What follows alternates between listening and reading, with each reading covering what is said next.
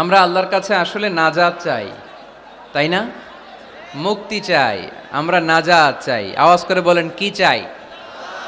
আল্লাহ যদি কিয়ামতের দিন বলে এত লক্ষ মানুষের ভিড়ে সেদিন শুধু কোরআনের জন্য, ইসলামের জন্য, আমার ভালোবাসায়, নবীর ভালোবাসায় চুয়াডাঙ্গার আলমডাঙ্গা থানায় তুমি কষ্ট করে ওই মাহফিলে উপস্থিত হয়ে কোরআনের মাহফিলকে সার্থক করেছো, যাও এর ওসিলায় তোমারে আমি মাফ করে দিলাম, এই ঘোষণা যদি আল্লাহ সেদিন দেয়, ভাল লাগবে আপনাদের? সবার ভাল লাগবে? আসলে আমাদের অনেক ভালো লাগবে, কারণ আমরা নাজাত চাই। কি চাই? আর কিছু যে চাই না আমি, চাই গো নাজাত। আল্লাহ তোমার কাছে আমার এই মুনাজাত, আল্লাহ তোমার কাছে আমার এই মুনাজাত। সবাই পড়েন আমার সাথে, আর কিছু যে চাই না আমি, চাই গো নাজাত।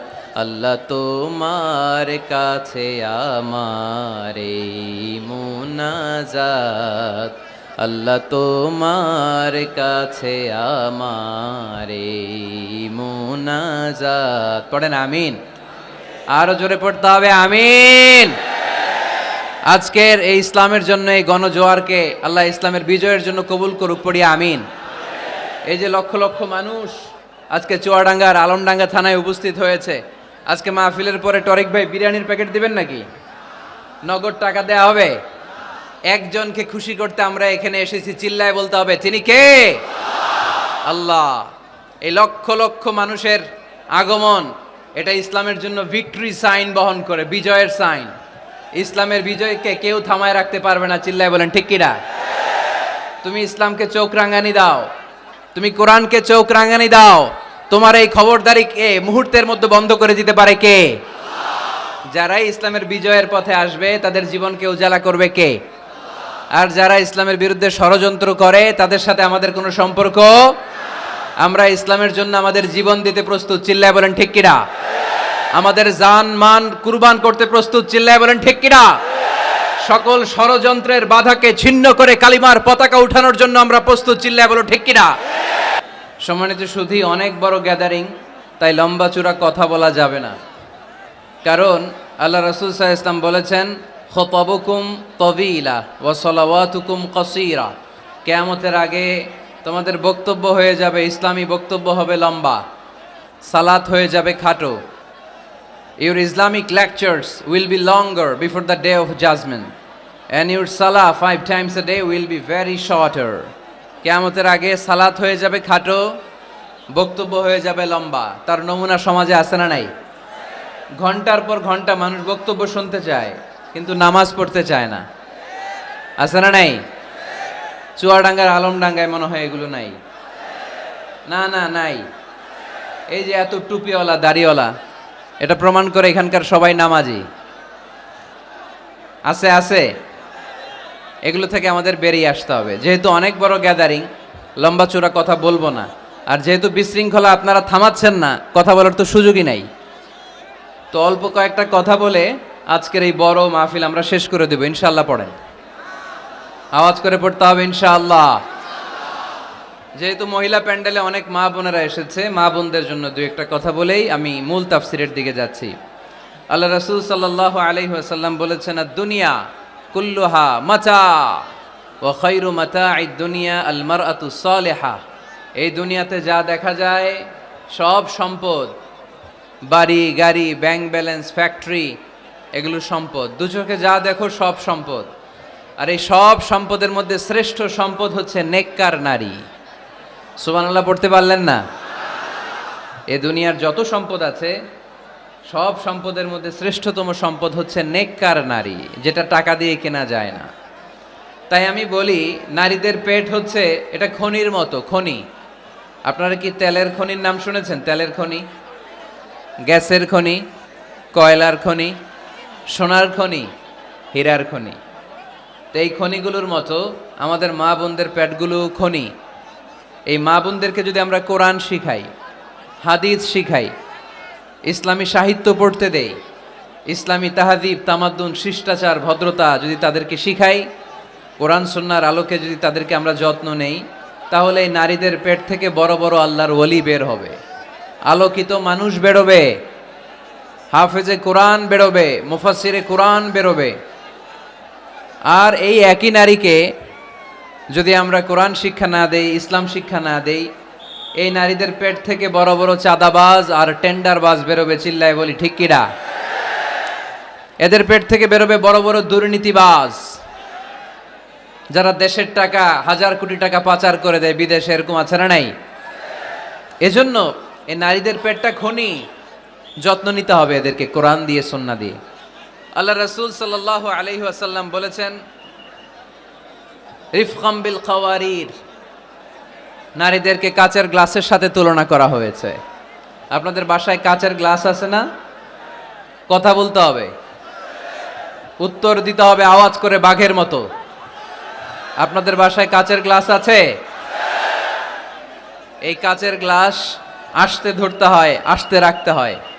পরিষ্কার করতে চাইলে, পরিচ্ছন্ন করতে চাইলে খুব স্মুথলি রাখতে হয়, স্মুথলি ধরতে হয়। জোরাজুরি করলে গ্লাস ভেঙে যায়। এইখানে কি ভাই, তোমাদের কি সমস্যা? মাহফিলটা সুন্দরভাবে হোক, তোমরা কি চাও? শাহিদুজ্জামান টরিক ভাই কয়েক জায়গায় ব্যবস্থাপনা করেছে, সব জায়গা পাল্টিয়ে এখানে 3 লক্ষ লোক বসতে পারে এরকম জায়গা করা হয়েছে। তারপরে লোক হয়ে গেছে 4-5 লক্ষের মতো। এটা তো out of capacity, the situation is totally out of control. এই বিজয় দিবসে একটা দৃষ্টান্ত আমরা সারা বাংলাদেশের 64 জেলার জন্য কি চুয়াডাঙ্গা থেকে রাখতে পারবো না? পারবো।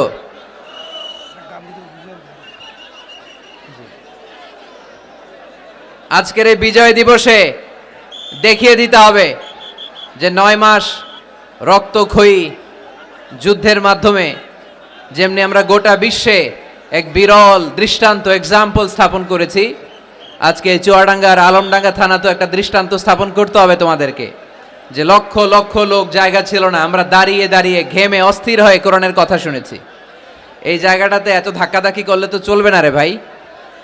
জায়গা পাওয়া না গেলে আস্তে করে পেছনের দিকে তোমরা মুভ করো, কিন্তু প্যান্ডেলের এত কাছে যদি আওয়াজ করো তাহলে তো কথা বলা যাবে না। কয়েকবার আমি আলোচনা থামিয়ে তোমাদেরকে শান্ত করার চেষ্টা করলাম, কিন্তু ব্যর্থ হয়েছি।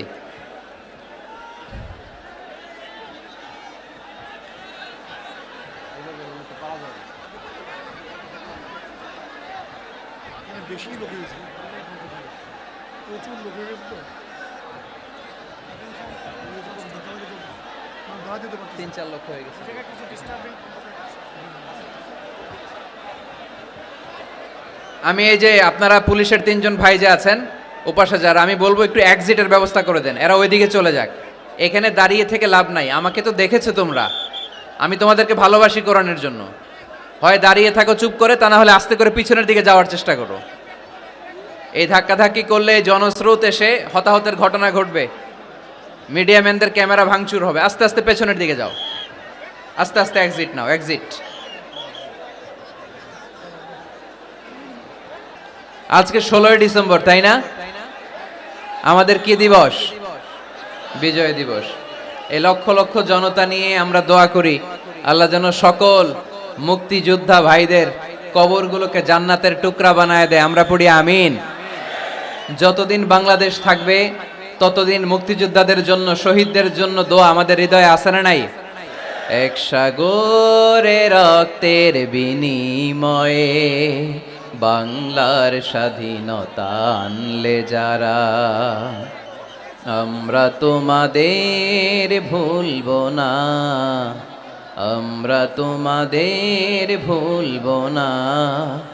এক সাগরে রক্তের বিনিময়ে বাংলার স্বাধীনতা আনলে যারা, আমরা তোমাদের ভুলব না, আমরা তোমাদের ভুলব না। দুঃসহ বেদনার কণ্টক পথবে, শোষণের নাগ পাশ ছিঁড়লে যারা, আমরা তোমাদের ভুলব না, আমরা তোমাদের ভুলব না। ঠিক কিনা? সকল মুক্তিযোদ্ধাদের কবরগুলোকে আল্লাহ তুমি জান্নাতের বাগান বানিয়ে দাও, পড়ি আমিন। তোমার বিশেষ নূর দিয়ে মুনাওয়ার করে দাও, আওয়াজ করে পড়ি আমিন। এ দুনিয়াতে যা দেখা যায় সব সম্পদ, আর এই সম্পদের মধ্যে শ্রেষ্ঠ সম্পদ হচ্ছে নেককার নারী। তাই বোনদেরকে যেন আমরা কোরআন সুন্নাহর পথে আসার সুযোগ করে দেই, তাদেরকে যেন ইসলামী লেকচার পড়ার সুযোগ করে দেই, ইসলামী বই পড়ার সুযোগ করে দেই। ইসলাম বলেছে খায়রুকুম মান বুখিরা বিল উনসা, যে ঘরের প্রথম সন্তান কন্যা ওই ঘরটারে বরকত দিয়ে ভরে দেয় কে? আপনাদের ঘরে সর্বপ্রথম মেয়ে হয়েছে কার কার দেখি? প্রথম মেয়ে কার? মাশাআল্লাহ, আমারও 2 মেয়ে, আপনারও 2 মেয়ে, মাশাআল্লাহ। হাত নামান চুয়াডাঙ্গার ভাইরা, হাত নামান। তো এই ঘরগুলো বরকতময়। আল্লাহ রাসূল সাল্লাল্লাহু আলাইহি ওয়াসাল্লামের 3 ছেলে ছিল, একজনও বেঁচে ছিল না, আল্লাহ নিয়ে গেলেন ছোটবেলায়। 4 মেয়ে ছিল, ওনারা বেঁচে ছিলেন, রুকাইয়া, যায়েনাব, উম্মি কুলসুম আর ফাতেমা। আওয়াজ করে পড়েন সুবহানাল্লাহ। ফাতেমা রাদিয়াল্লাহু তাআলা আনহাকে আল্লাহ রাসূল সাল্লাল্লাহু আলাইহি ওয়াসাল্লাম খুব বেশি ভালোবাসতেন। আল্লাহ রাসূল সাল্লাল্লাহু আলাইহি ওয়াসাল্লাম বলতেন, ফাতেমা তু বিদউম মিন্নি, ফাতেমা আমার কলিজার টুকরা।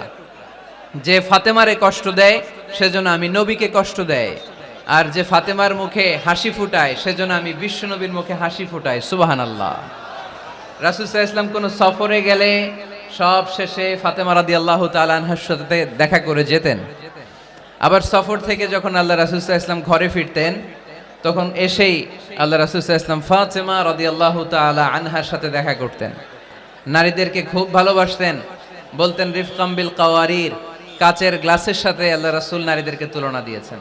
কাচের গ্লাস যেমনি আস্তে রাখি, আস্তে ধরি, আস্তে উঠাই, আমাদের মা বোনদের সাথে যেন আমরা খারাপ আচরণ না করি, আমরা যেন মেজাজ না দেখাই, আমরা যেন মুচকি হাসি দিয়ে কথা বলি। এদিকে বিবাহিত আছেন কারা কারা আজকে দেখি? বিবাহিত? এই ছোট বাচ্চারা তোমরা হাত তুলো না আবার। মাশাআল্লাহ, হাত নামান। আপনারা বাসায় রাগারাগি করেন না তো? ভাবিদের সাথে রাগারাগি করবেন না। আপনার ব্যাপারে ভাবিদের কাছ থেকে আল্লাহ তাআলা সার্টিফিকেট নেবেন, খায়রুকুম খায়রুকুম লিআহলি। তোমাদের মধ্যে আল্লাহর কাছে ওই ব্যক্তি সবচেয়ে সেরা যে তার স্ত্রীর কাছে সেরা। এজন্য স্ত্রীর সাথে ভালো আচরণ করবেন, মুচকি হাসি দিয়ে কথা বলবেন। আল্লাহ রাসূল বলেছেন, তাবাসসুমুকা ফি ওয়াজহি আখিকা সাদাকা, your smile to your brother it's a charity. তুমি তোমার ভাইয়ের দিকে তাকিয়ে যে মুচকি হাসি দাও, ওই মুচকি হাসি দিলেও সৎকার সওয়াব দেয় কে? আপনি স্ত্রীর সাথে মুচকি হাসবেন, সওয়াব আছে না নাই? স্ত্রীকে ভালোবাসার কথা শোনাবেন, সওয়াব আছে না নাই? এমনকি আল্লাহর হাবিব বলেছেন, অফি বুদআই আহাদিকুম সাদাকা, তোমরা শীতের রাতে স্বামী স্ত্রী যখন এক কম্বলের নিচে সময় কাটাও, ওই সময়গুলোর জন্য তোমার আমলনামায় সওয়াব দিয়ে ভরে দেয় কে? এজন্য আজকে থেকে মুচকি হাসি দিয়ে কথা বলবেন, আগে সালাম দিবেন। স্ত্রীকে আগে সালাম দিতে রাজি আছেন তো? আল্লাহ রাসূল সাল্লাল্লাহু আলাইহি ওয়াসাল্লাম ওনার স্ত্রীদেরকে আগে সালাম দিতেন।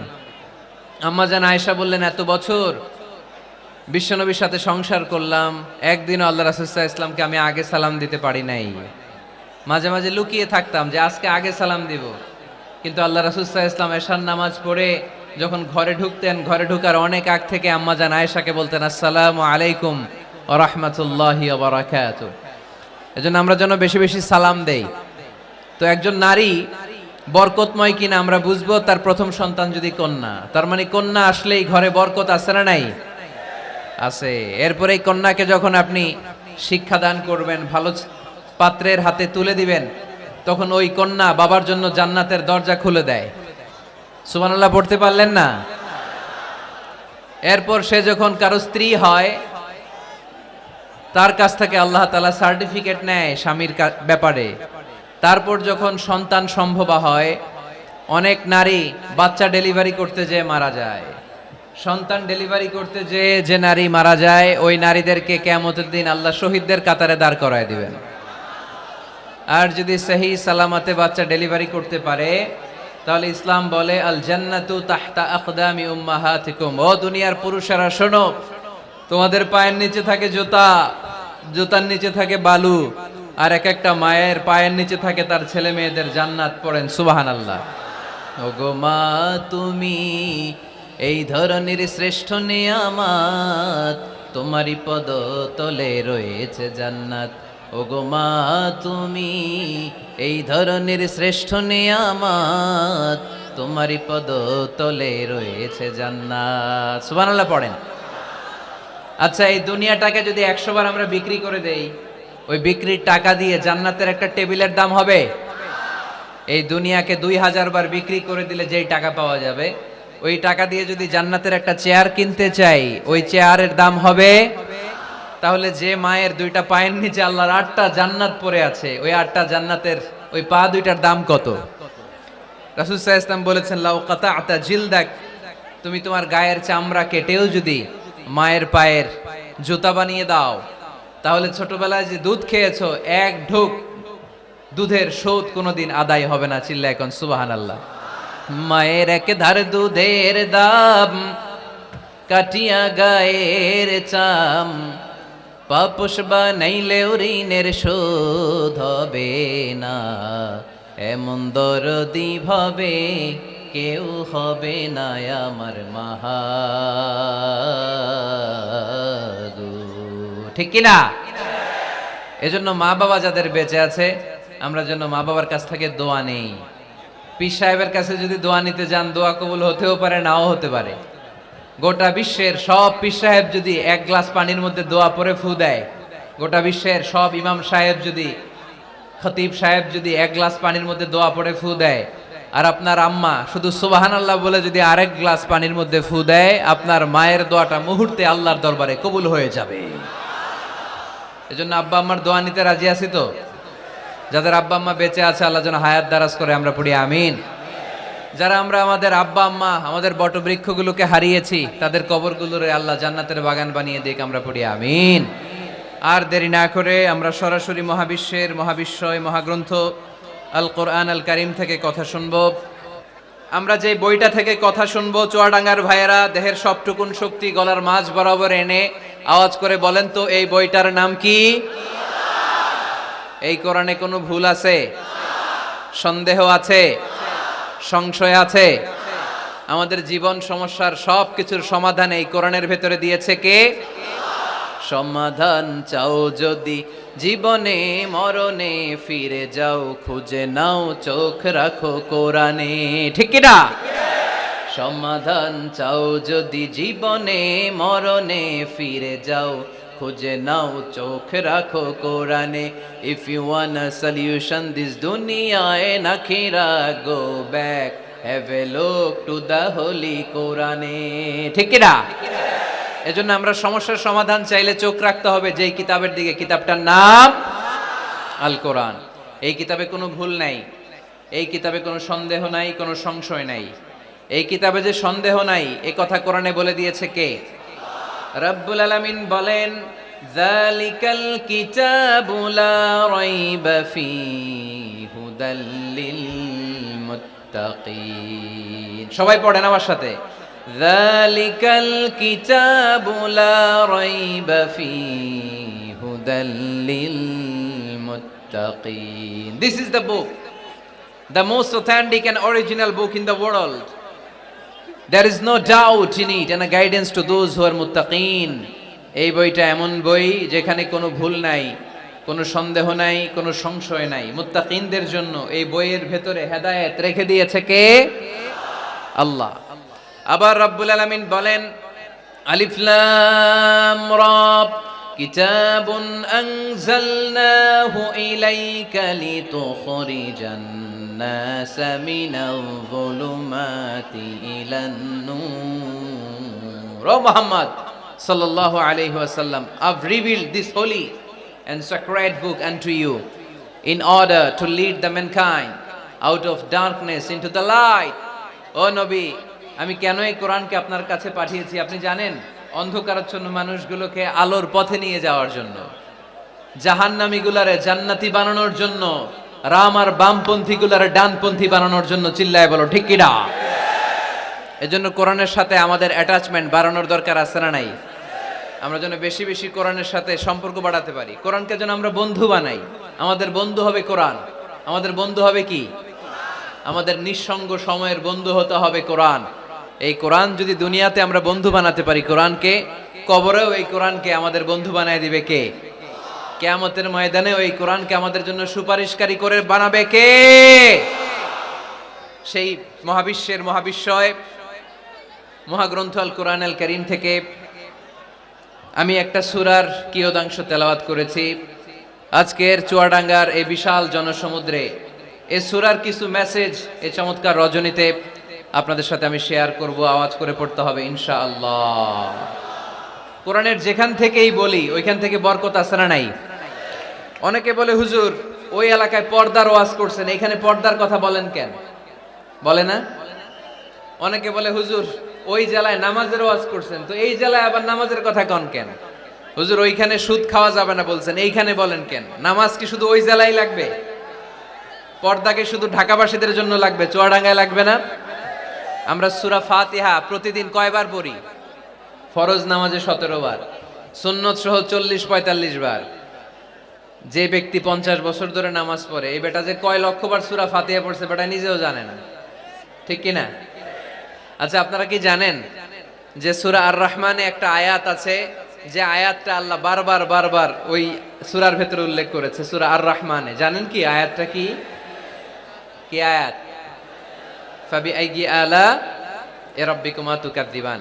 এই আয়াতটা আল্লাহ তাআলা একবার দুইবার নয় 31 বার উল্লেখ করেছেন সূরা আর রহমানের ভেতরে। সুবহানাল্লাহ পড়েন। তার মানে জরুরি কথা সব জায়গায় বলতে হয়, বারবার বলতে হয়, চিল্লায় বলতে হবে, ঠিক কি না? আজকে আমরা সূরা দোহা থেকে কথা শুনবো। সূরাতুদ দোহা, আওয়াজ করে বলেন তো সূরাটার নাম কি? এই আপনাদের গলার আওয়াজ।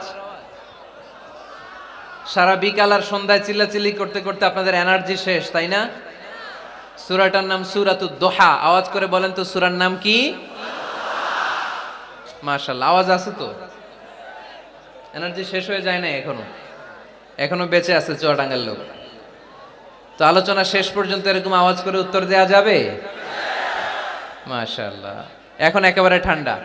এবার আমরা প্রাণ খুলে কথা শুনবো কোরআনের। এই সূরাটা কোরআনের 93 নাম্বার সূরা। কত নাম্বার? এই সূরায় আয়াত আছে 11টা। কয়টা? এই সূরাটা মাক্কি সূরা। কি সূরা? মাশাআল্লাহ।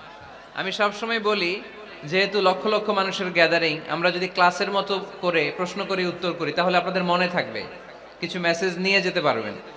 এজন্য কষ্ট হলেও শেষ পর্যন্ত উত্তর দেওয়া যাবে বাঘের বাচ্চার মতো চিল্লায়া ইনশাআল্লাহ। তাহলে আমি প্রশ্ন করি, উত্তর দেন। আওয়াজ করে বলেন তো সূরাটার নাম কি? কত নাম্বার সূরা? আয়াত সংখ্যা কত? সূরাটা মাদানী সূরা। কি সূরা? মাশাআল্লাহ, মনে রাখছেন তো দেখি। এই সূরাটা একটা আশা জাগা নিয়ে সূরা। হতাশ ব্যক্তিদের জন্য এই সূরায় মেডিসিন আছে, প্রেসক্রিপশন আছে, আছে রেমেডি। এই সূরার সেন্ট্রাল থিম বা কেন্দ্রীয় আলোচ্য বিষয় হচ্ছে মুমিন কখনো হতাশ হয় না, মুমিন কখনো নিরাশ হয় না, মুমিন কখনো হাল ছেড়ে দেয় না, মুমিন ভরসা রাখে একজনের উপর। চিল্লায় বলতে হবে, তিনি কে? লা তাইয়াসু মির রাউহিল্লাহ ইন্নাহু লা ইয়াইয়াসু মির রাউহিল্লাহি ইল্লাল কওমুল কাফিরুন। সাইয়েদনা ইয়াকুব আলাইহিস সালাম তার ছেলেদেরকে বলেছিলেন, কলিজার টুকরা, আমার বাছাধনেরা, আল্লাহর রহমত থেকে নিরাশ হয়ো না। আল্লাহর দয়া, কৃপা, করুণা, মার্সি, ব্লেসিংস এন্ড বাউন্টিজ থেকে নিরাশ হয়ো না। কাফেররা ছাড়া আল্লাহর রহমত থেকে কেউ নিরাশ হয় না। মুমিন কখনো আল্লাহর রহমত থেকে নিরাশ হয় না। হ্যাঁ, মুমিনের জীবনে বিপদ আসে, ক্রাইসিস আসে, সংকট আসে। বিপদ নাই, সমস্যা নাই, পেরেশানি নাই, এরকম জীবন কারো আছে? কেউ দাঁড়ায় বলতে পারবেন হুজুর আমার জীবনে কোনো বিপদ নাই, কোনো সমস্যা নাই? কেউ বলতে পারবেন? বিপদ, পরীক্ষা আল্লাহ আমাদেরকে দেয় পরীক্ষা করবার জন্য, ঠিক কি না? বিপদ আল্লাহ আমাদেরকে দেয় আমাদের কোমরগুলোকে সোজা করবার জন্য, আমাদের পায়ের নিচের মাটিকে শক্ত করবার জন্য, প্রতিকূল পরিবেশে নিজের অবস্থানকে শক্তভাবে জানান দেওয়ার জন্য। চিল্লায় বলেন ঠিক কিনা? এজন্য যারা হতাশ, যারা নিরাশ, যারা টেন্সড, ফ্রাস্ট্রেটেড পিপল, হতাশদের জন্য এই সূরায় আছে আশা, আশার বাণী, আলোর বাণী। কারণ দোহা মানে আলো। দোহা মানে কি? আলো কথাটা শুনতেই লাগে ভালো, ঠিক কি না? আলো বললেই কেমন ভাল লাগে না? কারণ আশার আলো, এটা সম্ভাবনার আলো। অন্ধকার দেখলে বাচ্চারা ভয় পায়, আলো দেখলে বাচ্চারা ভয় পায়। এজন্য আমরা অন্ধকার চাই না, আমরা চাই আলোর পথ। এই কোরআন এসেছে আমাদেরকে আলোকিত করতে, ঠিক কি না? আল্লাহ রাসূল সাল্লাল্লাহু আলাইহি ওয়াসাল্লামের খুব মন খারাপ, তিনি খুব বিচলিত, তিনি খুব পেরেশান। আল্লাহ রাসূল সাল্লাল্লাহু আলাইহি ওয়াসাল্লামের পেরেশানি দূর করার জন্য সান্ত্বনার বাণী হিসেবে আল্লাহ তাআলা এই সূরাটা আল্লাহ রাসূলের জন্য ডেডিকেট করে নাজিল করেছেন। চিল্লায় পড়েন সুবহানাল্লাহ। আর আল্লাহ বুঝাতে চেয়েছেন, আমার নবীকে আমি যেভাবে পেরেশানি দূর করেছি, সাহায্য করেছি, মুমিনদের জীবনেও আমি আল্লাহর পক্ষ থেকে সাহায্য আছে না নাই? এজন্য আমরা কখনো হতাশ হব না। এই মেসেজটা যদি বাড়িতে আজকে নিয়ে যেতে পারো চুয়াডাঙ্গার ছেলেরা, অনেকে হতাশ, ব্যক্তি জীবনে, পেশাগত জীবনে, পারিবারিক জীবনে হতাশ, চাকরি হয় না, ব্যবসায় মন্দা। যাদের ব্যবসা মন্দা, এই শাহিদুজ্জামান টরিক ভাইয়ের সাথে দেখা করবা। সফল ব্যবসায়ী, বাংলাদেশ কাঁপায়, এখন সিঙ্গাপুর কাঁপাইতেছে। তো তোমরা ওনাকে ধরবা টাইট করে, যে ভাই কিভাবে আপনি সফল হলেন, শোনান আপনার সফল হওয়ার গল্প। How to succeed in life, কিভাবে ব্যবসায় সফল হতে হয়, কিভাবে আইকন হতে হয়, শহীদ ভাইয়ের কাছ থেকে চুয়াডাঙ্গার ছেলেরা জেনে নিবা। মুমিন কখনো হতাশ হয় না। আজকের মাহফিল থেকে এতটুকু যদি এই জনসমুদ্র থেকে আমরা বাসায় নিয়ে যেতে পারি, যে আমরা কখনো হতাশ হব না, আমরা নিরাশ হব না, শেষ নিঃশ্বাস থাকা পর্যন্ত আমরা হাল ছেড়ে দিব না, আমরা ভরসা রাখবো সব সময় একজনের উপর। চিল্লায় বলতে হবে, তিনি কে? Every time you feel like you cannot go on, you feel so lost that you are so alone.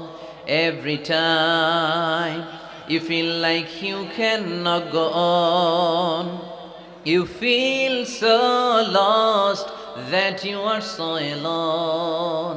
Don't despair and never lose hope, 'cause Allah is always by your side. Insha'Allah, পড়েন, Insha'Allah, Insha'Allah, you'll find your way. Insha'Allah, Insha'Allah, Insha'Allah, you'll find your way. পড়েন আল্লাহু আকবার। আমরা কখনো নিরাশ হই না, আমরা হতাশ হই না, আমরা ভরসা রাখি একজনের উপর, তিনি কে? আমরা জানি রাত যত গভীর হয়, অন্ধকার তমানিসা ভেদ করে সুবহে সাদিক হয়। আমরা জানি গর্ভবতী নারীর যেদিন পেটের ব্যথা বেদনা বাড়তে থাকে, ওই দিন নতুন মেহমান আগমনের সময় ঘনাতে থাকে।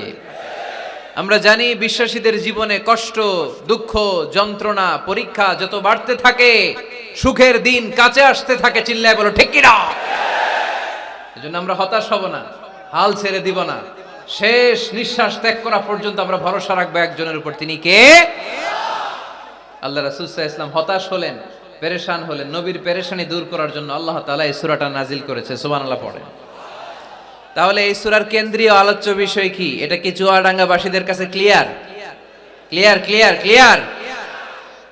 এবার আমরা শুনবো এই সূরার একটা ব্যাকগ্রাউন্ড আছে, কোন প্রেক্ষাপটে এই সূরা নাজিল হলো।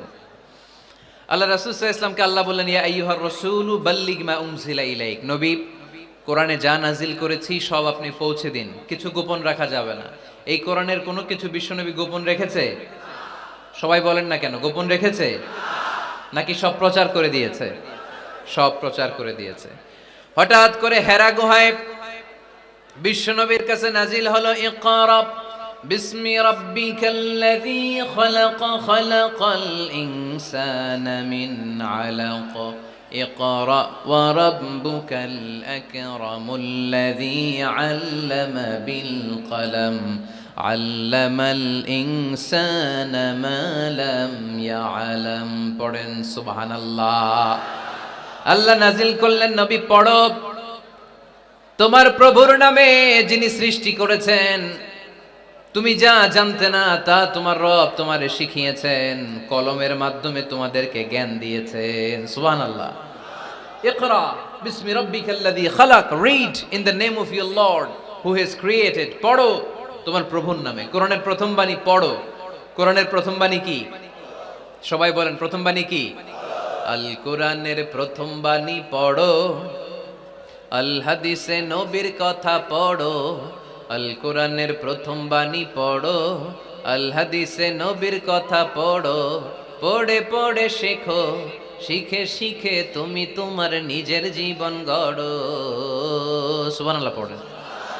পড়ে পড়ে নিজের জীবন গড়তে হবে। নাজিল হলো ইকরা বিসমি রাব্বিকাল্লাযী খালাক, যা নাজিল হলো নবী প্রচার করে দিলেন।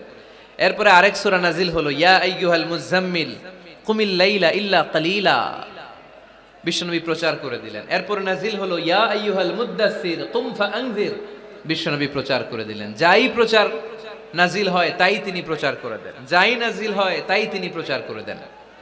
এরকম চলতে থাকলো কিছুদিন, কিন্তু হঠাৎ করে আর কোনো কোরআনের আয়াত নাজিল হয় না, ওহী আসা বন্ধ হয়ে গেল। ফলে নবীও নতুন কোনো কথা মক্কার লোকদেরকে শোনাতে পারে না। মক্কার লোকেরা বলল, ঘটনা কি মুহাম্মদ, নতুন নতুন আয়াত এতদিন বলতো, এখন বলো না কেন? বলো। বিশ্বনবী বলতে পারে না, কারণ বিশ্বনবী কি মন গড়া কোনো কথা বলে? সবাই যদি বুঝে থাকেন উত্তর দেন, বিশ্বনবী কি মন গড়া কথা কোনোদিন বলেছে? রব্বুল আলামিন বলেন, ওয়ামা ইয়ানতিকু আনিল হাওয়া ইন হুয়া ইল্লা ওয়াহয়ুন ইউহা। আমার নবী মন গড়া কোনো কথা বলেন না। আমার পয়গম্বর মন মস্তিষ্ক কোনো প্রসূত কথা তোমাদের কাছে পেশ করে না। আকাশ থেকে জিব্রাইল মারফত যা তিনি শুনতে পান তা তিনি মক্কাবাসীদের কাছে পৌঁছে দেন। সুবহানাল্লাহ। তো নাজিল হতো, নবী পৌঁছে দিতেন। এখন বন্ধ, পৌঁছাতে পারে না। সাইয়েদনা জিব্রাইল আলাইহিস সালাম আর কোরআন নিয়ে আসে না। রাসূল সাল্লাল্লাহু আলাইহি ওয়াসাল্লাম নতুন কোনো কথা শোনাতেও পারে না।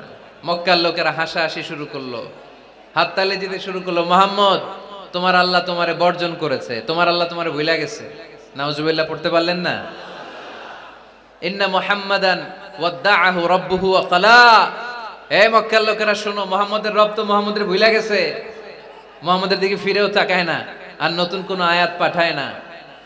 আবু লাহাবের স্ত্রী উম্মে জামিল বলতে শুরু করলো, ইন্না শাইতানাকা ক্বাদ তারাক। মুহাম্মদ তোমার কাছে যে একটা শয়তান আসতো জিব্রাইল নামে, ওই শয়তানটা আর আসে না। না, নাউজুবিল্লাহ পড়েন। সবাই টিটকারি করে। এখন রাসূল সাল্লাল্লাহু আলাইহি ওয়াসাল্লাম কিছু বলতেও পারে না, কারণ তিনি তো মন গড়া কিছু বলেন না, যা নাজিল হয় তা পৌঁছে দেন। রাসূল সাল্লাল্লাহু আলাইহি ওয়াসাল্লাম খুব পেরেশান হয়ে গেলেন, চিন্তায় পড়ে গেলেন, হতাশ হয়ে গেলেন। আর মনে মনে ভাবলেন, কি রে, আমি কোনো ভুল করলাম না তো? আমার কোনো অন্যায় হয়ে গেল না তো? এত অপেক্ষা করতেছি, আকাশের দিকে তাকিয়ে আছি, নতুন আয়াত আসে না কেন? আমি কবে নতুন আয়াত শোনাবো? কোন তাফসিরে এসেছে 15 দিন, কোথাও এসেছে 25 দিন, 40 দিন, কোথাও এসেছে কয়েক মাস আল্লাহ রাসূল সাল্লাল্লাহু আলাইহি ওয়াসাল্লামের কাছে কোরআনের আয়াত নাজিল করাকে বন্ধ রেখেছিল কে? নাজিল হয় না, তিনি কোরআনের আয়াত শোনাতেও পারেন না। আমরাও মাঝে মাঝে এরকম হতাশ হই, কি রে, ব্যবসা করলে লস, চাকরি হয় না, অসুস্থতা, মনে হয় আল্লাহ বোধহয় আমাদেরকে পছন্দ করে না। এরকম টেনশন আমাদেরও আছে না নাই? রাসূল সাল্লাল্লাহু আলাইহি ওয়াসাল্লাম যখন টেনশনে পড়ে গেলেন, আল্লাহ তাআলা এই সূরা নাজিল করার মধ্য দিয়ে আল্লাহ রাসূল সাল্লাল্লাহু আলাইহি ওয়াসাল্লামের টেনশন দূর করে দিলেন। চিল্লায় পড়েন সুবহানাল্লাহ। রাসূল সাল্লাল্লাহু আলাইহি ওয়াসাল্লামের পেরেশানি দূর করার জন্য আল্লাহ নাজিল করলেন, ওয়াদ-দুহা ওয়াল লাইলি ইযা সাজা মা ওয়াদ্দাআকা রাব্বুকা ওয়া মা ক্বালা। ওয়াদ-দুহা, আলোর শপথ, ওয়াল লাইলি ইযা সাজা, নিঝুম নিস্তব্ধ রাতের শপথ। সুবহানাল্লাহ পড়েন। প্রথমে আল্লাহ দুইটা কসম কাটলেন। কয়টা? দুইটা। প্রথমে দোহা, প্রভাতের সূর্য কিরণের শপথ, আলোর শপথ। এরপরে অন্ধকারের শপথ কাটলেন। আলোর শপথ দিয়ে আল্লাহ তাআলা ওহী আশাকে বুঝালেন, আর অন্ধকারের শপথ দিয়ে আল্লাহ ওহী না আশাকে বুঝালেন। আল্লাহ বুঝাতে চাইলেন, নবী সব সময় আলো থাকলে ভাল লাগে না। 24 ঘন্টায় যদি সূর্যের আলো, এখনো সূর্যের আলো, সকালেও সূর্যের আলো, খালি আলো আর আলো, ভাল লাগবে? কথা বলেন না কেন? আবার 24 ঘন্টায় ঘুটঘুটে অন্ধকার, কোনো আলো টালো নাই, ভাল লাগবে? তার মানে জীবন চালাতে আলোরও দরকার, অন্ধকারেরও দরকার। বিশ্বনবীরে বুঝাতে চাইলেন, নবী ওহী আসা যেমনি দরকার, মাঝে মাঝে ওহী বন্ধ রেখে আপনার একটু বিশ্রাম দেওয়া দরকার। সুবহানাল্লাহ পড়েন। সরকারি চাকরি যারা করেন, সপ্তাহে কয়দিন জব করেন? জোরে বলেন। 5 দিন। বাকি 2 দিন কি করেন? বিশ্রাম নেন, ছুটিতে থাকেন। 7 দিনে যদি কাজ করা লাগতো, ভাল লাগতো? কথা বলেন না কেন? ভাল লাগতো না। আবার 7 দিনে যদি ছুটি থাকতো, ভাল লাগতো না। তার মানে কাজেরও যেমনি দরকার, বিশ্রামেরও দরকার, ঠিক কিনা? আল্লাহ বুঝাতে চাইলেন, নবী কাফেরদের কথায় কান দিবেন না। ওরা বলে আমি আপনারে ভুলে গিয়েছি। না না, কোশ্চিন কালেও না। আমি আপনারে কেমন করে ভুলে যাই, আপনি আমার বন্ধু। আমি ইচ্ছা করেই ওহী নাজিল বন্ধ রেখে কিছুদিন আপনারে ছুটি দিলাম। আল্লাহর পক্ষ থেকে আমি আপনার জন্য বিশ্রামের ব্যবস্থা করে দিয়েছি। নবী, বিশ্রামের ব্যবস্থা করে দিলাম, কারণ প্রতিদিন ওহী নাজিল হলে এটা পৌঁছে দেওয়া এটা চারটেখানি কথা নয়। ওহির বাণী এটা কোনো মন্ত্রীর বাণী না। ওহির বাণী এটা কোনো প্রেসিডেন্টের বাণী না। ওহির বাণী প্রধানমন্ত্রীর বাণী না। ওহির বাণী রাজা বাদশার বাণী নয়। ওহির বাণী আমাদের কাছে পাঠিয়েছে কে? এই কালামুল্লাহ মাজিদের ওজন আছে না নাই? আল্লাহ বললেন ইন্না সানুলকি আলাইকা কওলান সাকিলা। নবী গো, কোরআনের বাণী এটা হালকা কোনো বাণী নয়, এটা ভারী একটা বাণী। এই বাণী যদি আমি সাগরে নাজিল করতাম, এই কোরআনের বাণী যদি আমি জঙ্গলে নাজিল করতাম, আর এই কোরআনের বাণী যদি আমি পাহাড়ের মধ্যে নাজিল করতাম, কোরআনের ভারে বড় বড় পাহাড়গুলো মুহূর্তের মধ্যে ভেঙে চুরে খান খান হয়ে যেত। লাউ আনজালনা হাযাল কুরআন আলা জাবালিন লারাআইতাহু খাশিআম মুতাসাদ্দিআম মিন খাশিয়াতিল্লাহ। নবী হে, এই কোরআনকে আপনার উপর নাজিল না করে যদি আমি হিমালয় পাহাড় মাউন্ট এভারেস্টের উপর নাজিল করতাম, আমেরিকার আলাস্কা মাউন্টেন রেঞ্জের উপর নাজিল করতাম, ইউরোপের আল্পস পর্বতমালায় নাজিল করতাম, আমি যদি বড় বড় তুর পাহাড়ের উপর নাজিল করতাম, আপনি দেখতেন কোরআনের ভারে পাহাড়গুলো ভেঙে চুড়ে খান খান হয়ে গিয়েছে। তার মানে কোরআনের ওজন আছে না নাই? কোরআনের বাণী কি পাতলা, হালকা না ভারী? সবাই বলুন, হালকা না ভারী? কতটা ভারী? রাসূল সাল্লাল্লাহু আলাইহি ওয়াসাল্লাম যখন ওটের উপর বসে থাকতেন, তখন কোরআনের আয়াত নাজিল হলে ওটের পা মাটির মধ্যে দেবে যেত। ঘোড়ার উপর যখন বসে থাকতেন, তখন কোরআনের আয়াত নাজিল হলে ঘোড়া মাটিতে বসে যেত। মাঝে মাঝে আল্লাহ রাসূল সাহাবীদের পায়ের উপরে মাথা রেখে ঘুমাতেন। সাইয়েদনা যায়েদ রাদিয়াল্লাহু তাআলা আনহুর পায়ের মধ্যে, রানের মধ্যে মাথা রেখে বিশ্বনবী একবার ঘুমালেন। যায়েদ রাদিয়াল্লাহু তাআলা আনহু বলেন, অনেকক্ষণ বিশ্বনবী শুয়ে রইলেন, কিন্তু আমার কষ্ট হয় নাই, আমি টের পাই নাই। কিন্তু হঠাৎ বিশ্বনবীর উপর কোরআন যখন নাজিল হওয়া শুরু হয়ে গেল, আমার মনে হলো বিশ্বনবীর মাথার ওজন উহুদ পাহাড়ের সমান ভারী হয়ে গেছে। এতক্ষণ ধরে বিশ্বনবীর মাথার কোনো ওজন নাই।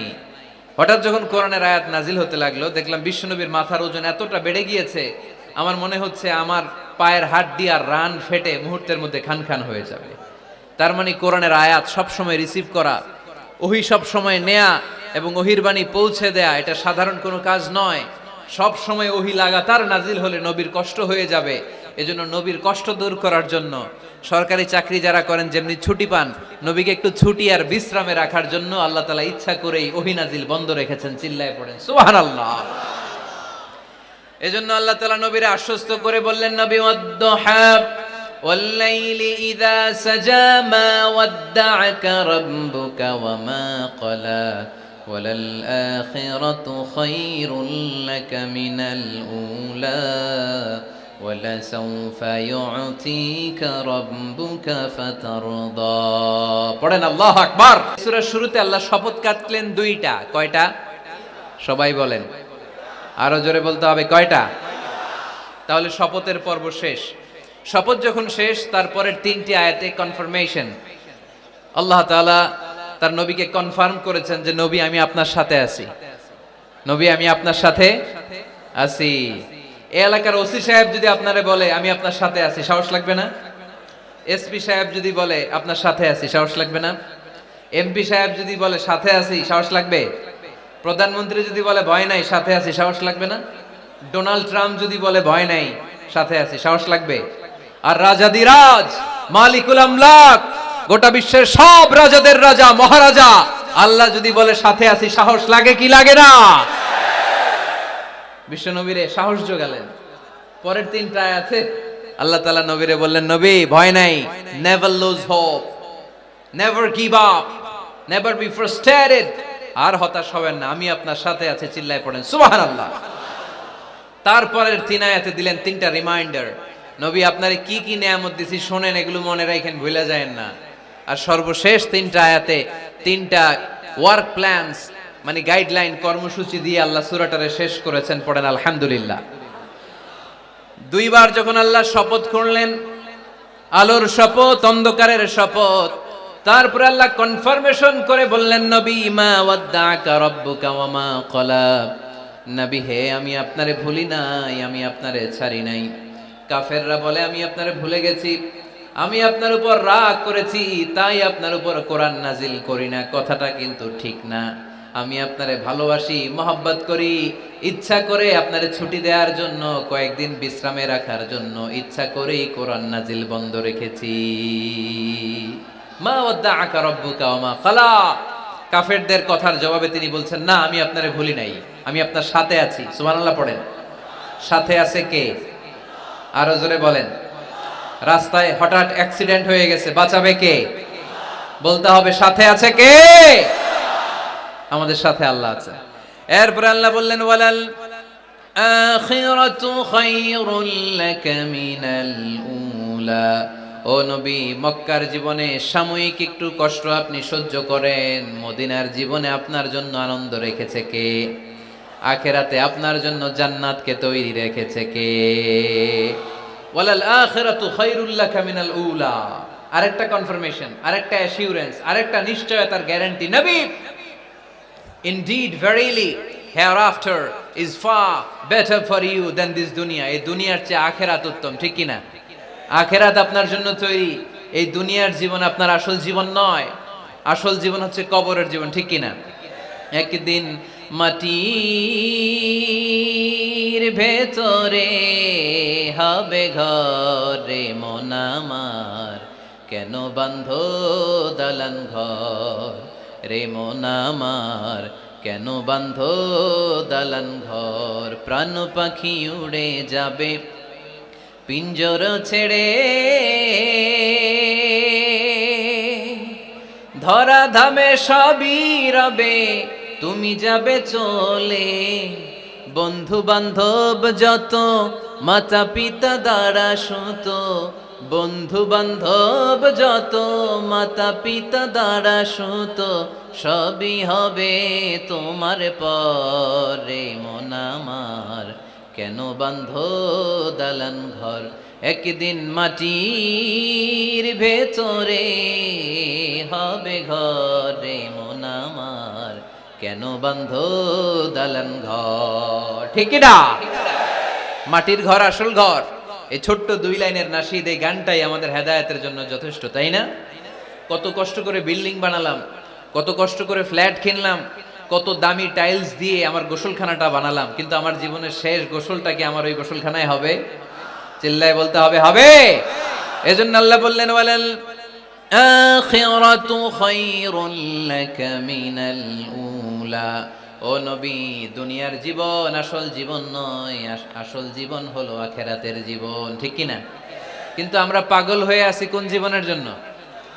দুনিয়ার পেছনে এই মরিচিকা, এই লোভ লালসা, এই ক্ষমতার দাপট, হ্যাঁ, এই সেলিব্রিটিজম, এই চোখ ধাঁধালো গ্ল্যামারাস লাইফের দিকে আমরা পাগলের মতো মরিচিকার পেছনে ছুটে বেড়াচ্ছি, আর আখিরাতের কথা আমরা বেমালুম ভুলে গিয়েছি, ঠিক কি না?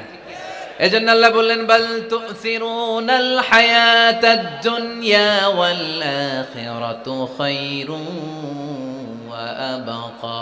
তোমরা দুনিয়ার জীবনকে বড্ড বেশি প্রাধান্য দাও, কিন্তু জেনে রেখো, মনে রেখো, দুনিয়া আসল নয়, আসল ঠিকানা হলো মুমিনের আখিরাত। 2 নম্বর কনফার্মেশন, ওয়ালাল আখিরাতু খায়রুল লাকা মিনাল উলা। নবী হে, আখিরাত আপনার জন্য রেডি। 3 নম্বর কনফার্মেশন, ওয়ালা সাউফা ইউতিকা রাব্বুকা ফাতারদা। নবী হে, অচিরেই এমন এমন জিনিস আমি আপনারে দেব, এগুলো পেয়ে আপনি খুশি হয়ে যাবেন। সুবহানাল্লাহ পড়েন। Verily I'm gonna give you something that will make you happy. এমন এমন জিনিস আমি আপনার জীবনে দেব, এগুলো পেয়ে আপনি খুশি হবেন। নবী, আপনি হতাশ হবেন না, নবী আপনি নিরাশ হবেন না, নবী আপনি হাল ছাড়বেন না। আরে আমি তো আপনার সাথে আছি। সাথে আছে কে? বিপদে পড়লে বলবেন আমার সাথে আছে কে? রক্ষা করবে কে? বাঁচানোর মালিক একজন। চিল্লায় বলো, তিনি কে? পারবেন, পারবেন, বলতে পারবেন? কি বলবেন? সাথে আছে কে? আমাদের সাথে থাকে কে? এটাই আমাদের ভরসা, এটাই আমাদের বিজয়ের মাধ্যম। বিজয়ের গোপনতম রহস্য। ওয়ালা সাউফা ইউতিকা রাব্বুকা ফাতারদা, নবী হে অচিরেই এত এত জিনিস আমি আপনারে দেব, আপনি খুশি হয়ে যাবেন। সুবহানাল্লাহ পড়েন। যেখানেই নবীর মন খারাপ সেখানেই আল্লাহ তাআলা এমন কিছু নবীকে হাজির করে দেন, ওইটা পেয়ে নবী খুশি হয়ে যায়। কারণ নবী হচ্ছেন আল্লাহর বন্ধু, হাবিবুল্লাহ। ইব্রাহিম আলাইহিস সালাম উনি ছিলেন খলিলুল্লাহ। ইব্রাহিম আলাইহিস সালাম আল্লাহর কি ছিলেন? কথা বলেন, খলিলুল্লাহ। আর আল্লাহর রাসূল সাল্লাল্লাহু আলাইহি ওয়াসাল্লাম হাবিবুল্লাহ। খলিল মানেও বন্ধু, হাবিব মানেও বন্ধু। খলিল মানে এমন বন্ধু যেই বন্ধু আল্লাহরে খুশি করার জন্য কাজ করে, আর হাবিব মানে এমন বন্ধু যেই বন্ধুরে খুশি রাখার জন্য আল্লাহ নিজেই কাজ করে। আল্লাহ রাসূল সাল্লাল্লাহু আলাইহি ওয়াসাল্লাম হচ্ছেন হাবিবুল্লাহ। আল্লাহ রাসূল সাল্লাল্লাহু আলাইহি ওয়াসাল্লাম কি? হাবিবুল্লাহ। যেখানেই আল্লাহ রাসূল সাল্লাল্লাহু আলাইহি ওয়াসাল্লামের মন খারাপ, আল্লাহ রাসূল সাল্লাল্লাহু আলাইহি ওয়াসাল্লামের মন ভালো করে দেয় কে? আল্লাহ রাসূলের মন ভালো করে দেওয়ার দায়িত্ব স্বয়ং নিয়েছে কে? মক্কায় আল্লাহ রাসূল সাল্লাল্লাহু আলাইহি ওয়াসাল্লামের মন খারাপ। মক্কার দাওয়াতি কাজ বেগবান করার জন্য আল্লাহ রাসূল সাল্লাল্লাহু আলাইহি ওয়াসাল্লাম কেঁদে কেঁদে আল্লাহর কাছে দোয়া করলেন, আল্লাহ মক্কার দুইজনের একজন যেন কালিমা পড়ে মুসলমান হয়ে যায়।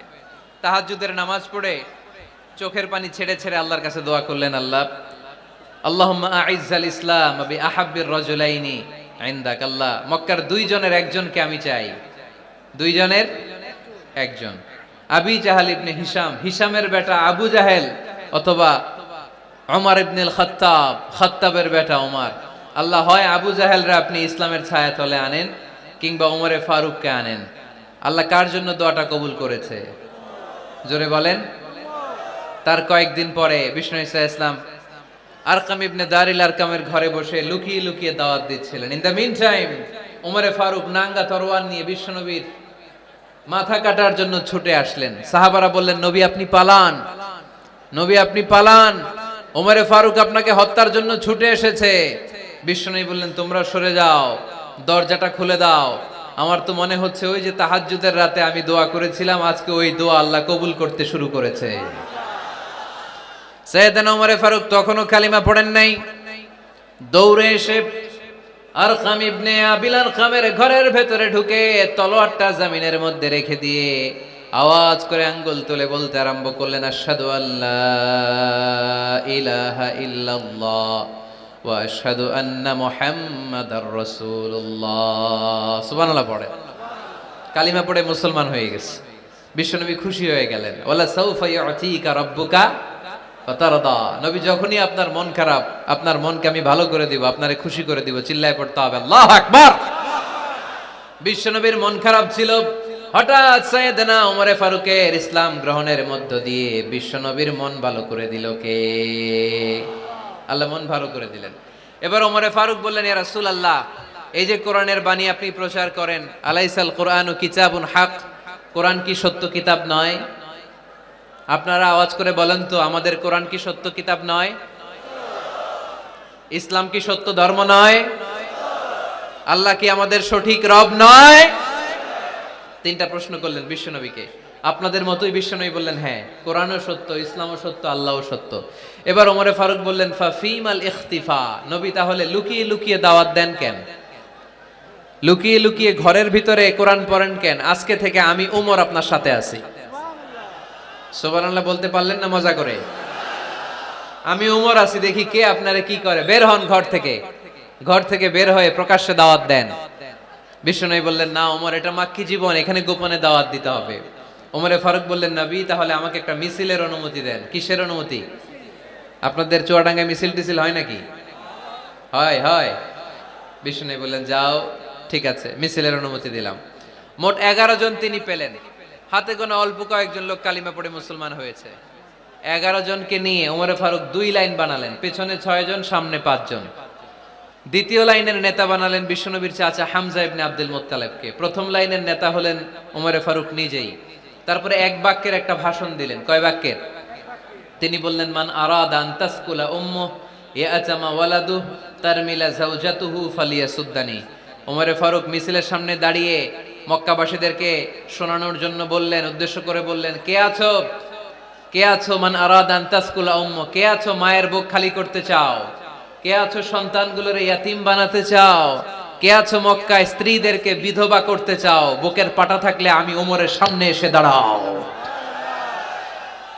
কেউ সামনে আসতে পারে নাই। ওমরে ফারুক স্লোগান তুললেন, আল্লাহু আকবার, আল্লাহু আকবার, আল্লাহু আকবার। আল্লাহু আকবার স্লোগান আর কেউ শোনে নাই।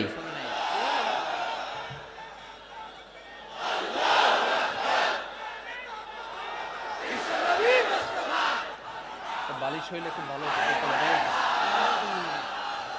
বালিশ হইলে ভালো হতো।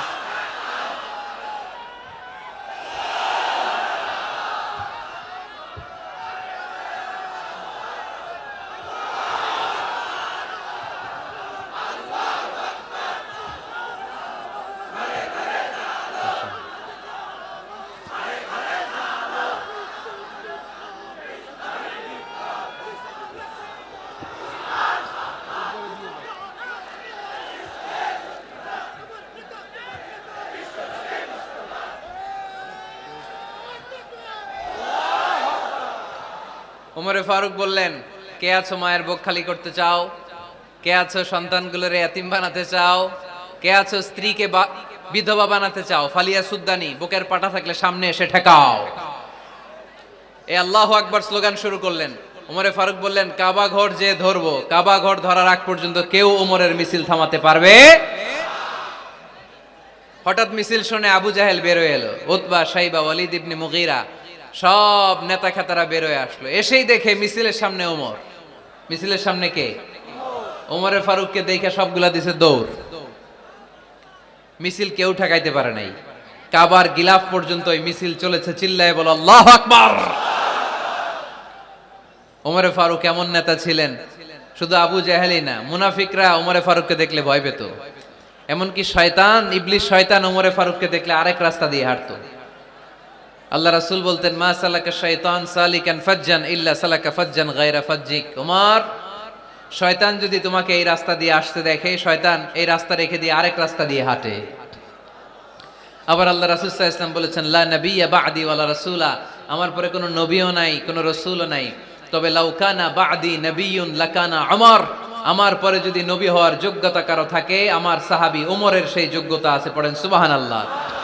প্রভু তুমি বলেছো রাসূল দেবে না, বলনি দেবে না ওমর, বলনি দেবে না হামজা তারিক, খালিদ বিজয় সমর। প্রভু তুমি বলেছো রাসূল দেবে না, বলনি দেবে না ওমর, বলনি দেবে না হামজা তারিক, খালিদ বিজয় সমর। প্রভু তুমি বলেছো রাসূল দেবে না। সুবহানাল্লাহ পড়েন। ওমরে ফারুক, ওরকম একটা ওমরের দরকার বাংলাদেশে, চিল্লায় বলেন ঠিক কিনা? ওই একটা ওমর যদি বাংলাদেশে থাকতো, টেন্ডারবাজি একদিনে বন্ধ হয়ে যেত। ওই এক ওমরে ফারুক যদি বাংলার জমিনে থাকতো, চাঁদাবাজি থাকতো না, নুসরাতের মতো কোনো মেয়েকে ধর্ষিত হওয়া লাগতো না, পেঁয়াজের দাম বাড়িয়ে সাধারণ মানুষের কষ্ট দেওয়ার সাহস কেউ করতো না, লবণের মতো নিত্য প্রয়োজনীয় জিনিসের দাম বাড়ানোর গুজব তোলার মতো সাহস কেউ পেত না। চিল্লায় বলো ঠিক কিনা? কোটি কোটি টাকার নোট ছিঁড়ে ছিঁড়ে কেউ পানির মধ্যে ফেলার সাহস তুলতো না। চিল্লায় বলো ঠিক কিনা? এক লোক তার স্ত্রীকে 100 তালাক দিল। কয় তালাক? আরো জোরে বলেন। এবার স্ত্রী এসে বিচার দিল, ওমরে ফারুক, আমার স্বামী আমার 100 তালাক দিছে। ওমরে ফারুক বলেন, ঘটনা কি? তালাক দিবে 3 তালাক, তোমার স্বামী তোমার 100 তালাক দেয় কেন? স্বামীরে ডেকে নিয়ে আস। ডেকে নিয়ে আসা হলো, জিজ্ঞেস করা হলো, কিরে কয় তালাক দিলি? কয় 100 তালাক। ওমরে ফারুক বললেন, তালাক দিবা 3টা, 100 তালাক দিলা কেন? স্বামী বলে, মেজাজ খুব গরম আছিল। মেজাজ, আমাদের মাঝে মাঝে মেজাজ গরম থাকে না? সব তালাক দিয়ে ফেলায়, তুই তালাক, তোর মাও তালাক। কত বড় ডাকাইত, বউরেও তালাক দেয়, শাশুড়িরও তালাক মারে। আছে না নাই? আলহামদুলিল্লাহ চুয়াডাঙ্গা এরকম নাই। ওমরে ফারুক বললেন, দিবা 3 তালাক, 100 তালাক দিলা কেন? সে বলে, ওমরে ফারুক মেজাজ গরম ছিল। ওমরে ফারুক বললেন, তাই মেজাজ গরম ছিল? ঠিক আছে, আমি বিচার করতেছি। 3 তালাকে তোর বউ তালাক, বাকি 97 তালাক তোর পিঠের উপরে পড়বে। এরকম বিচার যদি বাংলার জমিনে থাকতো, কেউ আর এরকম ইসলামের কোনো বিষয় নিয়ে কথা বলার ধৃষ্টতা দেখানোর সাহস পেত? কোরআনকে গালি দেওয়ার সাহস পেত? আমার নবীর নামে কার্টুন বানানোর সাহস পেত? আমার নবীকে নিয়ে ফিল্ম বানানোর সাহস পেত? বিশ্ব নবীকে গালি দেওয়ার সাহস পেত? ইসলাম নিয়ে কটু কথা বলার সাহস পেত? আমরা সব বিষয়ে কথা শুনতে রাজি। আমার নবীরে গালি দিলে খবর আছে না নাই? আমার নবীর দিকে যদি কেউ বা হাত তুলে তাকায়, ওই বা হাত কেমন করে ভেঙে দিতে হয় সেটাও আমরা জানি। চিল্লায় বলো ঠিক কিনা? ইসলামের বিরুদ্ধে যদি কথা বলে ওইটা আমরা সহ্য করি না। চিল্লায় বলেন ঠিক কিনা? আমার নবীরে গালি দিলে, আমার কোরআনকে গালি দিলে, আমার আল্লাহরে গালি দিলে, আমার ইসলামকে গালি দিলে আমাদের কলিজায় আগুন ধরে কি ধরে না? নবীকে গালি দিলে কলিজায় আগুন লাগে? কোরআনকে গালি দিলে কলিজায় আগুন লাগে? কার কার কলিজায় আগুন লাগে হাত তুলে আল্লাহর দেখা।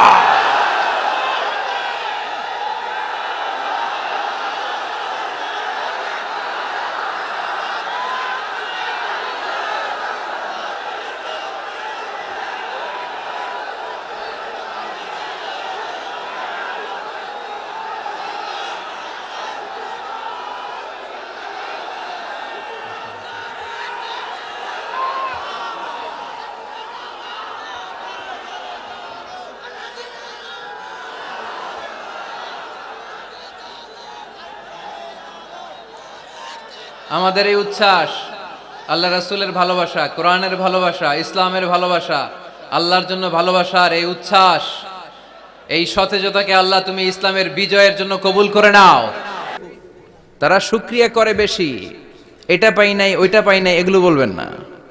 কারণ আপনি যেটা পাইয়া খুশি না, অনেকে এইটা পাওয়ার জন্য সংগ্রাম করে যাচ্ছে। আপনি এখন যেই জায়গাটাতে আছেন, এই জায়গাটাতে পৌঁছা অনেকে স্বপ্ন। আপনি এটা পেয়ে খুশি না, কিন্তু আপনার জায়গায় পৌঁছার জন্য অনেকে স্ট্রাগল করে যাচ্ছে, সংগ্রাম করে যাচ্ছে। আপনি যেই পজিশনে আছেন, শুধু এই পজিশনে আসাটাই অনেকের স্বপ্ন। তো শুকরিয়া করবেন না কেন? এজন্য সব সময় আমাদের বেশি বেশি শুকরিয়া করতে হবে কার?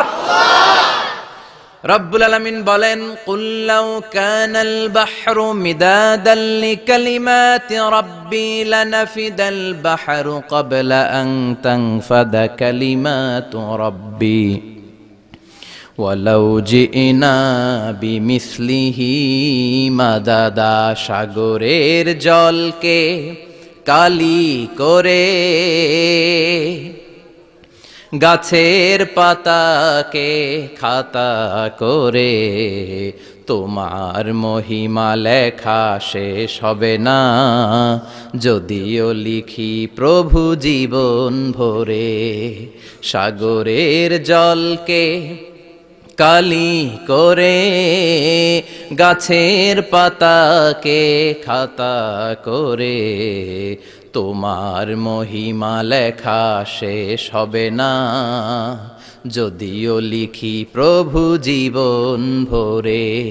সাগরের জলকে কালি করে। চিল্লায় বলেন ঠিক কিনা? সব সাগর মহাসাগরের জল যদি কালি হয়ে যায়, কি উপমা দিলেন আল্লাহ। সব সাগরের পানি যদি কালি হয়ে যায়, সব গাছের পাতাও যদি খাতা হয়ে যায়, আর সাগরের জল নামক কালি দিয়ে গাছের পাতা নামক খাতার উপরে যদি আমি আল্লাহর প্রশংসা তোমরা লিখতে শুরু করে দাও, সাগরের জল শেষ হয়ে যাবে, গাছের সব পাতাগুলো ফুরিয়ে যাবে, আমি আল্লাহর প্রশংসা করে শেষ করা যাবে না। সুবহানাল্লাহ বাড়িতে যায় বলবেন সাগরের জল। চারটেখানে কথা। কয়টা সাগর দেখছেন আপনি? কয়টা সাগর ঘুরছেন? প্রশান্ত মহাসাগর দেখছেন আপনি? আটলান্টিক মহাসাগর দেখেছি আমরা? দেখি নাই। প্রশান্ত মহাসাগরের বিশ্বনবী বলতেন, ইন্না ফিল জাসাদি মুদগা, দেহে একটা গোশতের টুকরা আছে, ইযা সালুহাত সালুহাল জাসাদু কুল্লু, এই দেহের গোশতের টুকরা যদি ভালো হয়ে যায়, পুরো দেহটারে ভালো করে দেয় কে? আল্লাহ। এই দেহের গোশতের টুকরাটা যদি পচে যায়, পুরো দেহটারে নষ্ট করে দেয় কে? বিশ্বনবী বললেন, আলা ওয়াহিয়াল কালব, ওই টুকরাটার নাম হলো কালব। টুকরাটার নাম কি? এজন্য কলবের মধ্যে আল্লাহর জিকির বসাইতে হবে। কি বসাবেন? নাকি আয়না বসাবেন? আয়না বসায় না? আয়না বসাইয়া দে মোর দয়াল বাবা, কেবলা কাবা, সব মুখস্থ। আয়না বসাইয়া দে মোর নবীর কলবে আয়না বসায় নাই নবী। সাইয়েদনা আবু বকর, ওমর ফারুক কেউ আয়না বসাইছে? আবু হানিফা, শাফিঈ এরা কলবের মধ্যে আয়না বসাইছে? বসাইছে জিকির। চিল্লায় বলেন বসাইছে কি? এজন্য আল্লাহ বললেন আলা বিযিক্রিল্লাহি তাতমাইন্নুল কুলুব। দুনিয়ার কোন জিনিস দিয়ে কলব ঠান্ডা হয় না, দুনিয়ার কোন জিনিস দিয়ে কলব পরিচ্ছন্ন হয় না। কলব শুধু পরিচ্ছন্ন হয় একটা জিনিস দিয়ে, লা ইলাহা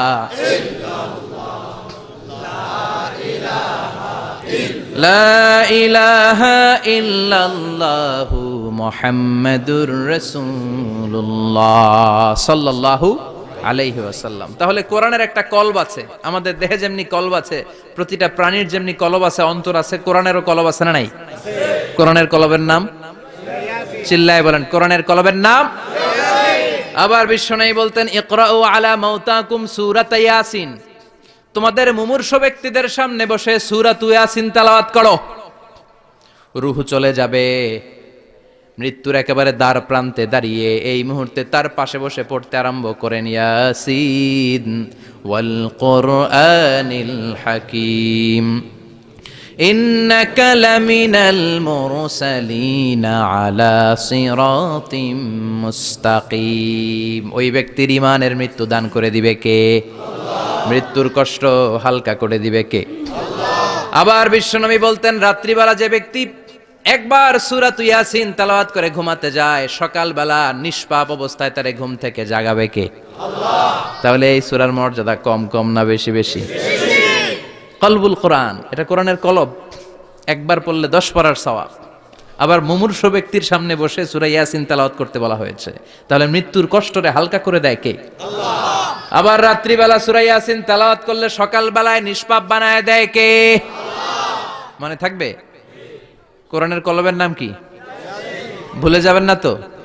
বেশি বেশি তেলাওয়াত করতে রাজি আছেন? সকাল সন্ধ্যা তেলাওয়াত করবেন তো? সূরা ইয়াসিন ছাড়াও এই সূরার অনেকগুলো নাম তাফসীর গ্রন্থে পাওয়া যায়। এই সূরার একটা নাম হচ্ছে সূরাতুল কাদিয়া। সূরাতুল তাকদি হাজাতা কারিইহা। যে এই সূরা তেলাওয়াত করে ওই তেলাওয়াতকারীর যে হাজত আছে, প্রয়োজন আছে, এই সূরার বরকতে আল্লাহ তার প্রয়োজন পূরণ করে দেয়। আমাদের জীবনে প্রয়োজন আছে না নাই? কার কাছে চাইবো? বিপদে পড়লে কারে বলবো? আমরা বিপদে পড়লে প্রথমে শেয়ার দেই ফেসবুকে। কোথায় শেয়ার? আগে শেয়ার দিব কার কাছে? মনে থাকবে? বিপদে পড়লে ফেসবুকে শেয়ার দিব না, বন্ধুরে শেয়ার করব না, বউয়ের কাছেও পরে শেয়ার করব, আগে শেয়ার করব কার কাছে? মনে থাকবে? এজন্য বিশ্বনবী বলতেন এই সূরার নাম সূরাতুল কাদিয়া। মানুষের হাজত পূরণ করে দেয়। এই সূরা তেলাওয়াত করে যদি আপনি আল্লাহর কাছে কোনো বিপদ থেকে পানা চান অথবা কোনো প্রয়োজন নিয়ে দোয়া করেন, সূরার বরকতে প্রয়োজনটা পূর্ণ করে দেয় কে? আল্লাহ। কেউ যেটা পারে না পারে কে? আল্লাহ। কেউ যেটা দেয় না দেয় কে? আল্লাহ। কেউ যেটা শোনে না শোনে কে? আল্লাহ। তাহলে পেলাম সূরাতুল কাদিয়া। আরেকটা নাম আছে সূরার, সেটা হচ্ছে সূরাতুল আযীমা। সুমহান সূরা। কি সূরা? সুমহান, আযীমা। এই আযীম আর আযীমা এই শব্দ দুইটা অনেক দামি, আল্লাহ যে কোনো জায়গায় ব্যবহার করেন নাই। বিশ্বনবীর চরিত্রের উপমা দিতে যে আল্লাহ আযীম শব্দ বলেছেন, তাই না? রব্বুল আলামিন বলেন ওয়া ইন্নাকা লাআলা খুলুকিন আযীম। ও নবী, সাধারণ কোন চরিত্র আপনারে আমি দেই নাই, আপনারে আমি দিয়েছি আযীম একটা চরিত্র। খুলুকুন আযীম, and verily indeed you are on a very good standard of character. অসাধারণ চরিত্র দিয়েছি। বিশ্বনবীর চরিত্র বুঝাতে যে আল্লাহ কি শব্দ ব্যবহার করেছেন? কথা বলে না। তাফসীর শিখে যেতে হবে। কোন শব্দ ব্যবহার করেছেন? আযীম। আবার আল্লাহ নিজের পরিচয় দিতে যে আযীম বলেছেন, ওয়ালা ইয়াউদুহু হিফযুহুমা ওয়া হুয়াল আলিয়্যুল আযীম। সুবহানাল্লাহ। আকাশ জমিনের নিয়ন্ত্রণ করতে যে আল্লাহ কখনো ক্লান্ত হয় নাকি? কারণ তিনি হচ্ছেন আল আলিয়্যুল আযীম। আল্লাহু আকবার। তার মানে নবীর চরিত্রের ক্ষেত্রে আযীম, আল্লাহর নিজের সত্তার ক্ষেত্রে আল্লাহ বললেন আযীম। আবার বললেন কিয়ামতের দিন গোটা পৃথিবীটারে আমি নাড়িয়ে দেব, গোটা পৃথিবীতে একটা আমি ভূমিকম্প দিব। এ কথাও কোরআনে আছে না নাই? ইযা জুলজিলাতিল আরদু জিলজালাহা আল কারিয়াতু মাল কারিয়া, পুরো পৃথিবী কাঁপিয়ে দিব। এই কাঁপাকাঁপিটা ওই দিনের ভূমিকম্পটা কি অন্যান্য সময়ের ভূমিকম্পের মতো হবে? এই ভূমিকম্পকে আল্লাহ বলেছেন আজিম। ইন্না জালজালাতা সাআতি লা শাইউন আযীম। সেদিনের ভূমিকম্প সাধারণ কোনো আর্থকোয়েক নয়, সাধারণ ভাইব্রেশন না, এটা আযীম। আবার আল্লাহ কোরআনকেও আযীম বলেছেন, ওয়ালাকাদ আতাইনাকা সাবআম মিনাল মাসানি ওয়াল কুরআনাল আযীম। ও নবী, আমি আপনার নিত্য পাঠনীয় সপ্তবাক্য সূরাতুল ফাতিহা দিয়েছি, সাথে সাথে কোরআনে আযীম দান করেছি। সুবহানাল্লাহ। তার মানে কোরআনের ক্ষেত্রে আযীম, কিয়ামতের ভূমিকম্প এটা আযীম, আল্লাহ নিজেও আযীম, বিশ্বনবীর চরিত্র। আবার এই সূরাটাও যেহেতু দামি, এজন্য এই সূরার নাম সূরাতুল আযীমাহ, সূরাতুল সুমহান সূরা। এটা যেন তেন সূরা নয়, এটা তো কোরআনের কলব। কলব ছাড়া মানুষ বাঁচে? হার্ট ফাউন্ডেশনে যেয়ে দেখবেন মানুষের কি অবস্থা। হৃদরোগ, হৃদয় যার নষ্ট, তার যে কত কষ্ট। এই যে কি পরানো লাগে এখন, রিং পরায়, এনজিওগ্রাম, এনজিওপ্লাস্টি করে আর্টারি ব্লক করে ফেলে। চর্বি, এত চর্বি আমরা খাই, এত গরুর গোশত আমরা খাই। মনে রাখবেন, যেই প্রাণীর পা বেশি ওইটার ভিতরে কোলেস্টেরল বেশি। মাছের কয় পা? হ্যাঁ, নাই, এখানে নাই, মাছের পাটা নাই, কোলেস্টেরল নাই। মুরগির কয় পা? জোরে বলতে হবে। তার মানে কিছু কোলেস্টেরল আছে না নাই? গরুর কয় পা? কোলেস্টেরল বেশি না কম? এইবার কোন চিংড়ির কয় পা? সবচেয়ে বেশি কোলেস্টেরল কন্টেইন করে শ্রিম্প, প্রন, চিংড়ি। এজন্য এগুলো কম খাইতে হবে। তবে 40-এর আগে যারা আছেন ধুমায়া খান, 40-এর পরে এই যে মাটন, ল্যাম্প, ছাগলের গোশ, খাসির গোশ, চিংড়ি, এগুলো আপনার ডায়েট থেকে বাদ দিয়ে দিতে হবে। বুঝতে পেরেছেন?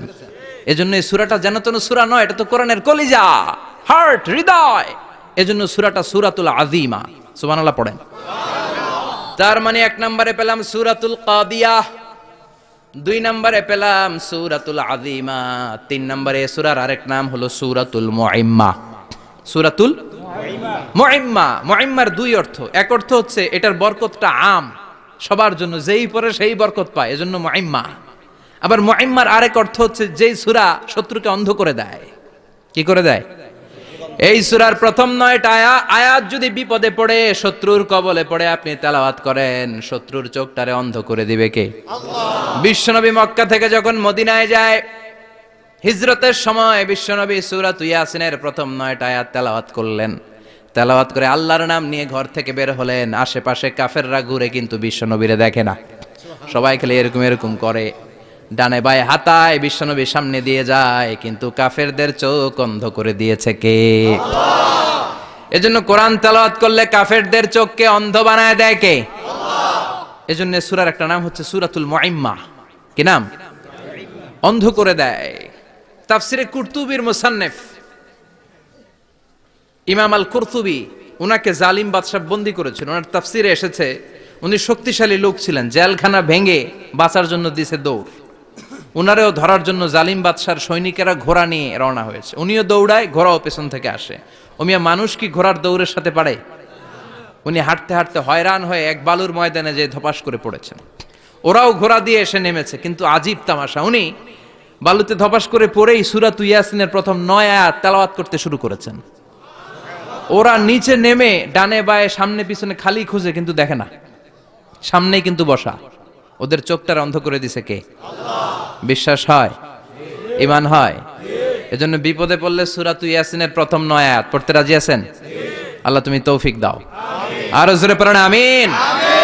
এজন্য আল্লাহ চমৎকার ভাবে এই সূরাটা শুরু করে দিলেন। 2টা কাটা অক্ষর দিয়ে আল্লাহ বললেন ইয়াসিন ওয়াল কুরআনিল হাকীম ইন্নাকা লামিনাল মুরসালিন আলা সিরাতিম মুস্তাকিম। পড়েন সুবহানাল্লাহ।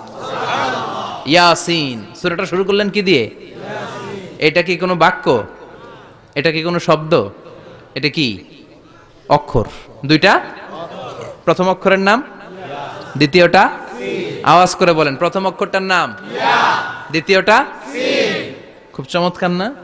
বাক্য দিয়ে এই সূরাটা শুরু করে নাই। যেমন ইদা জুলজিলাতিল আরদু জিলজালাহা, এই সূরার প্রথম আয়াত, এটা একটা বাক্য না?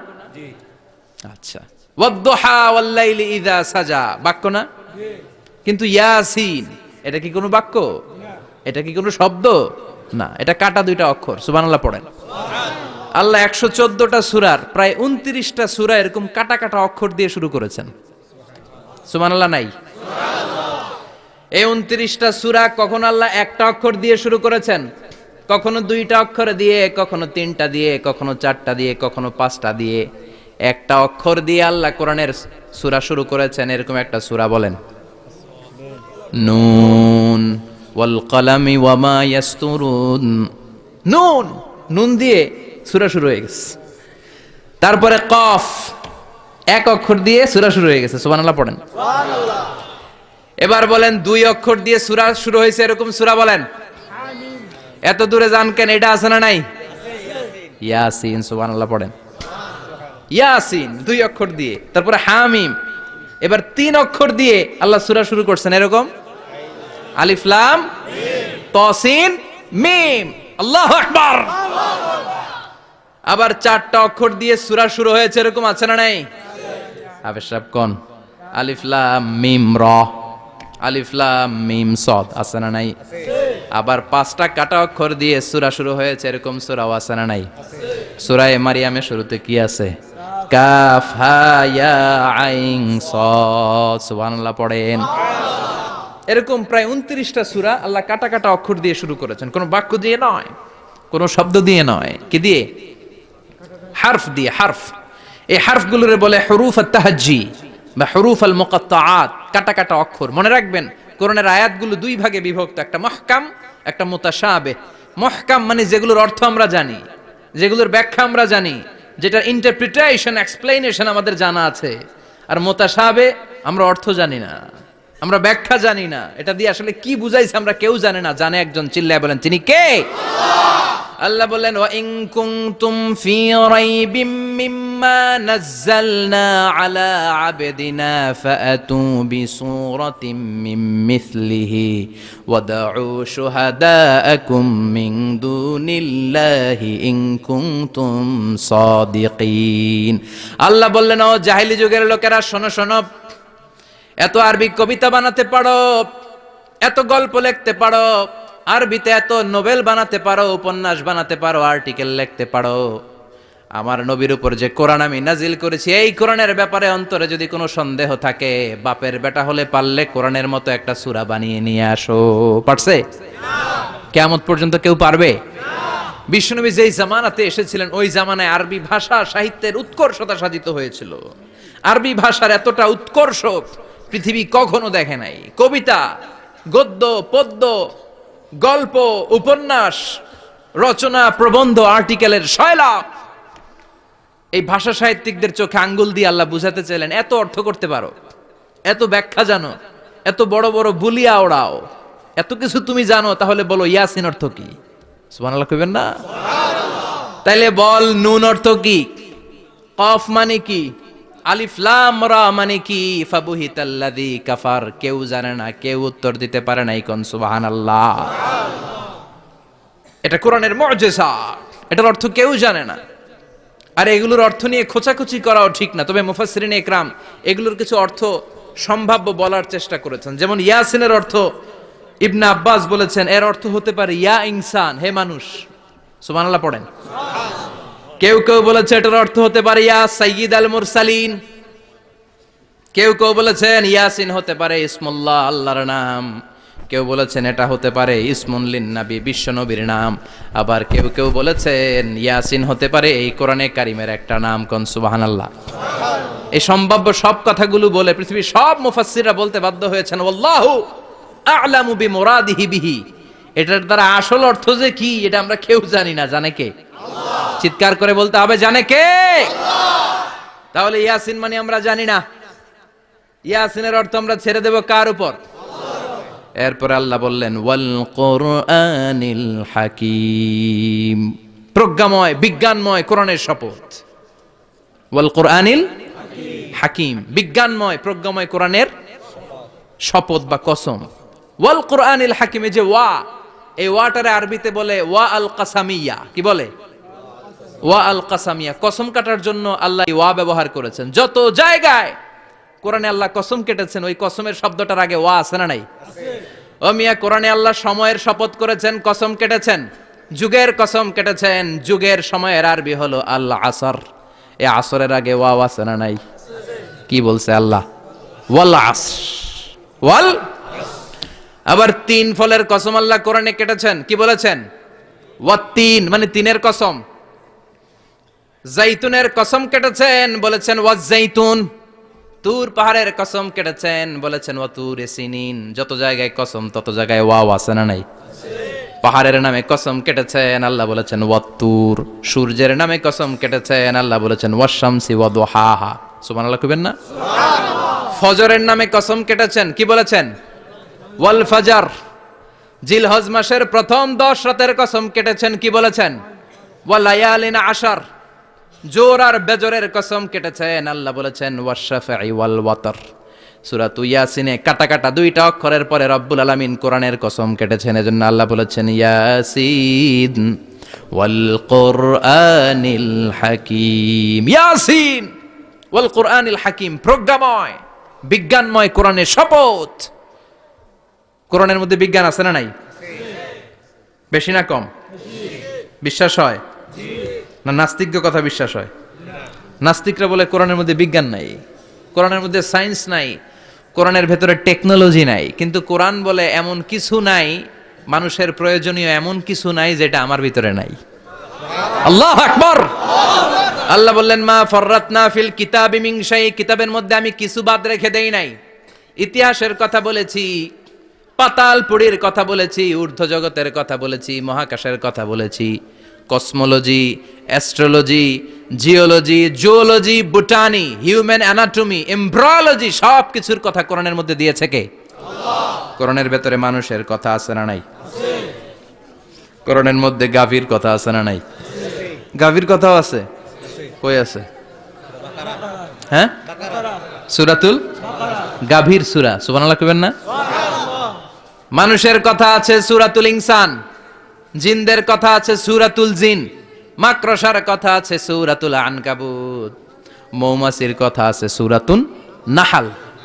মৌমাছির কথা বলেছেন, দুধের কথা বলেছেন, প্রাণীর কথা বলেছেন, খাদ্যের কথা বলেছেন, মানুষের দেহ বৈশিষ্ট্যের কথাও বলেছেন। চিৎকার করে পড়েন আল্লাহু আকবার।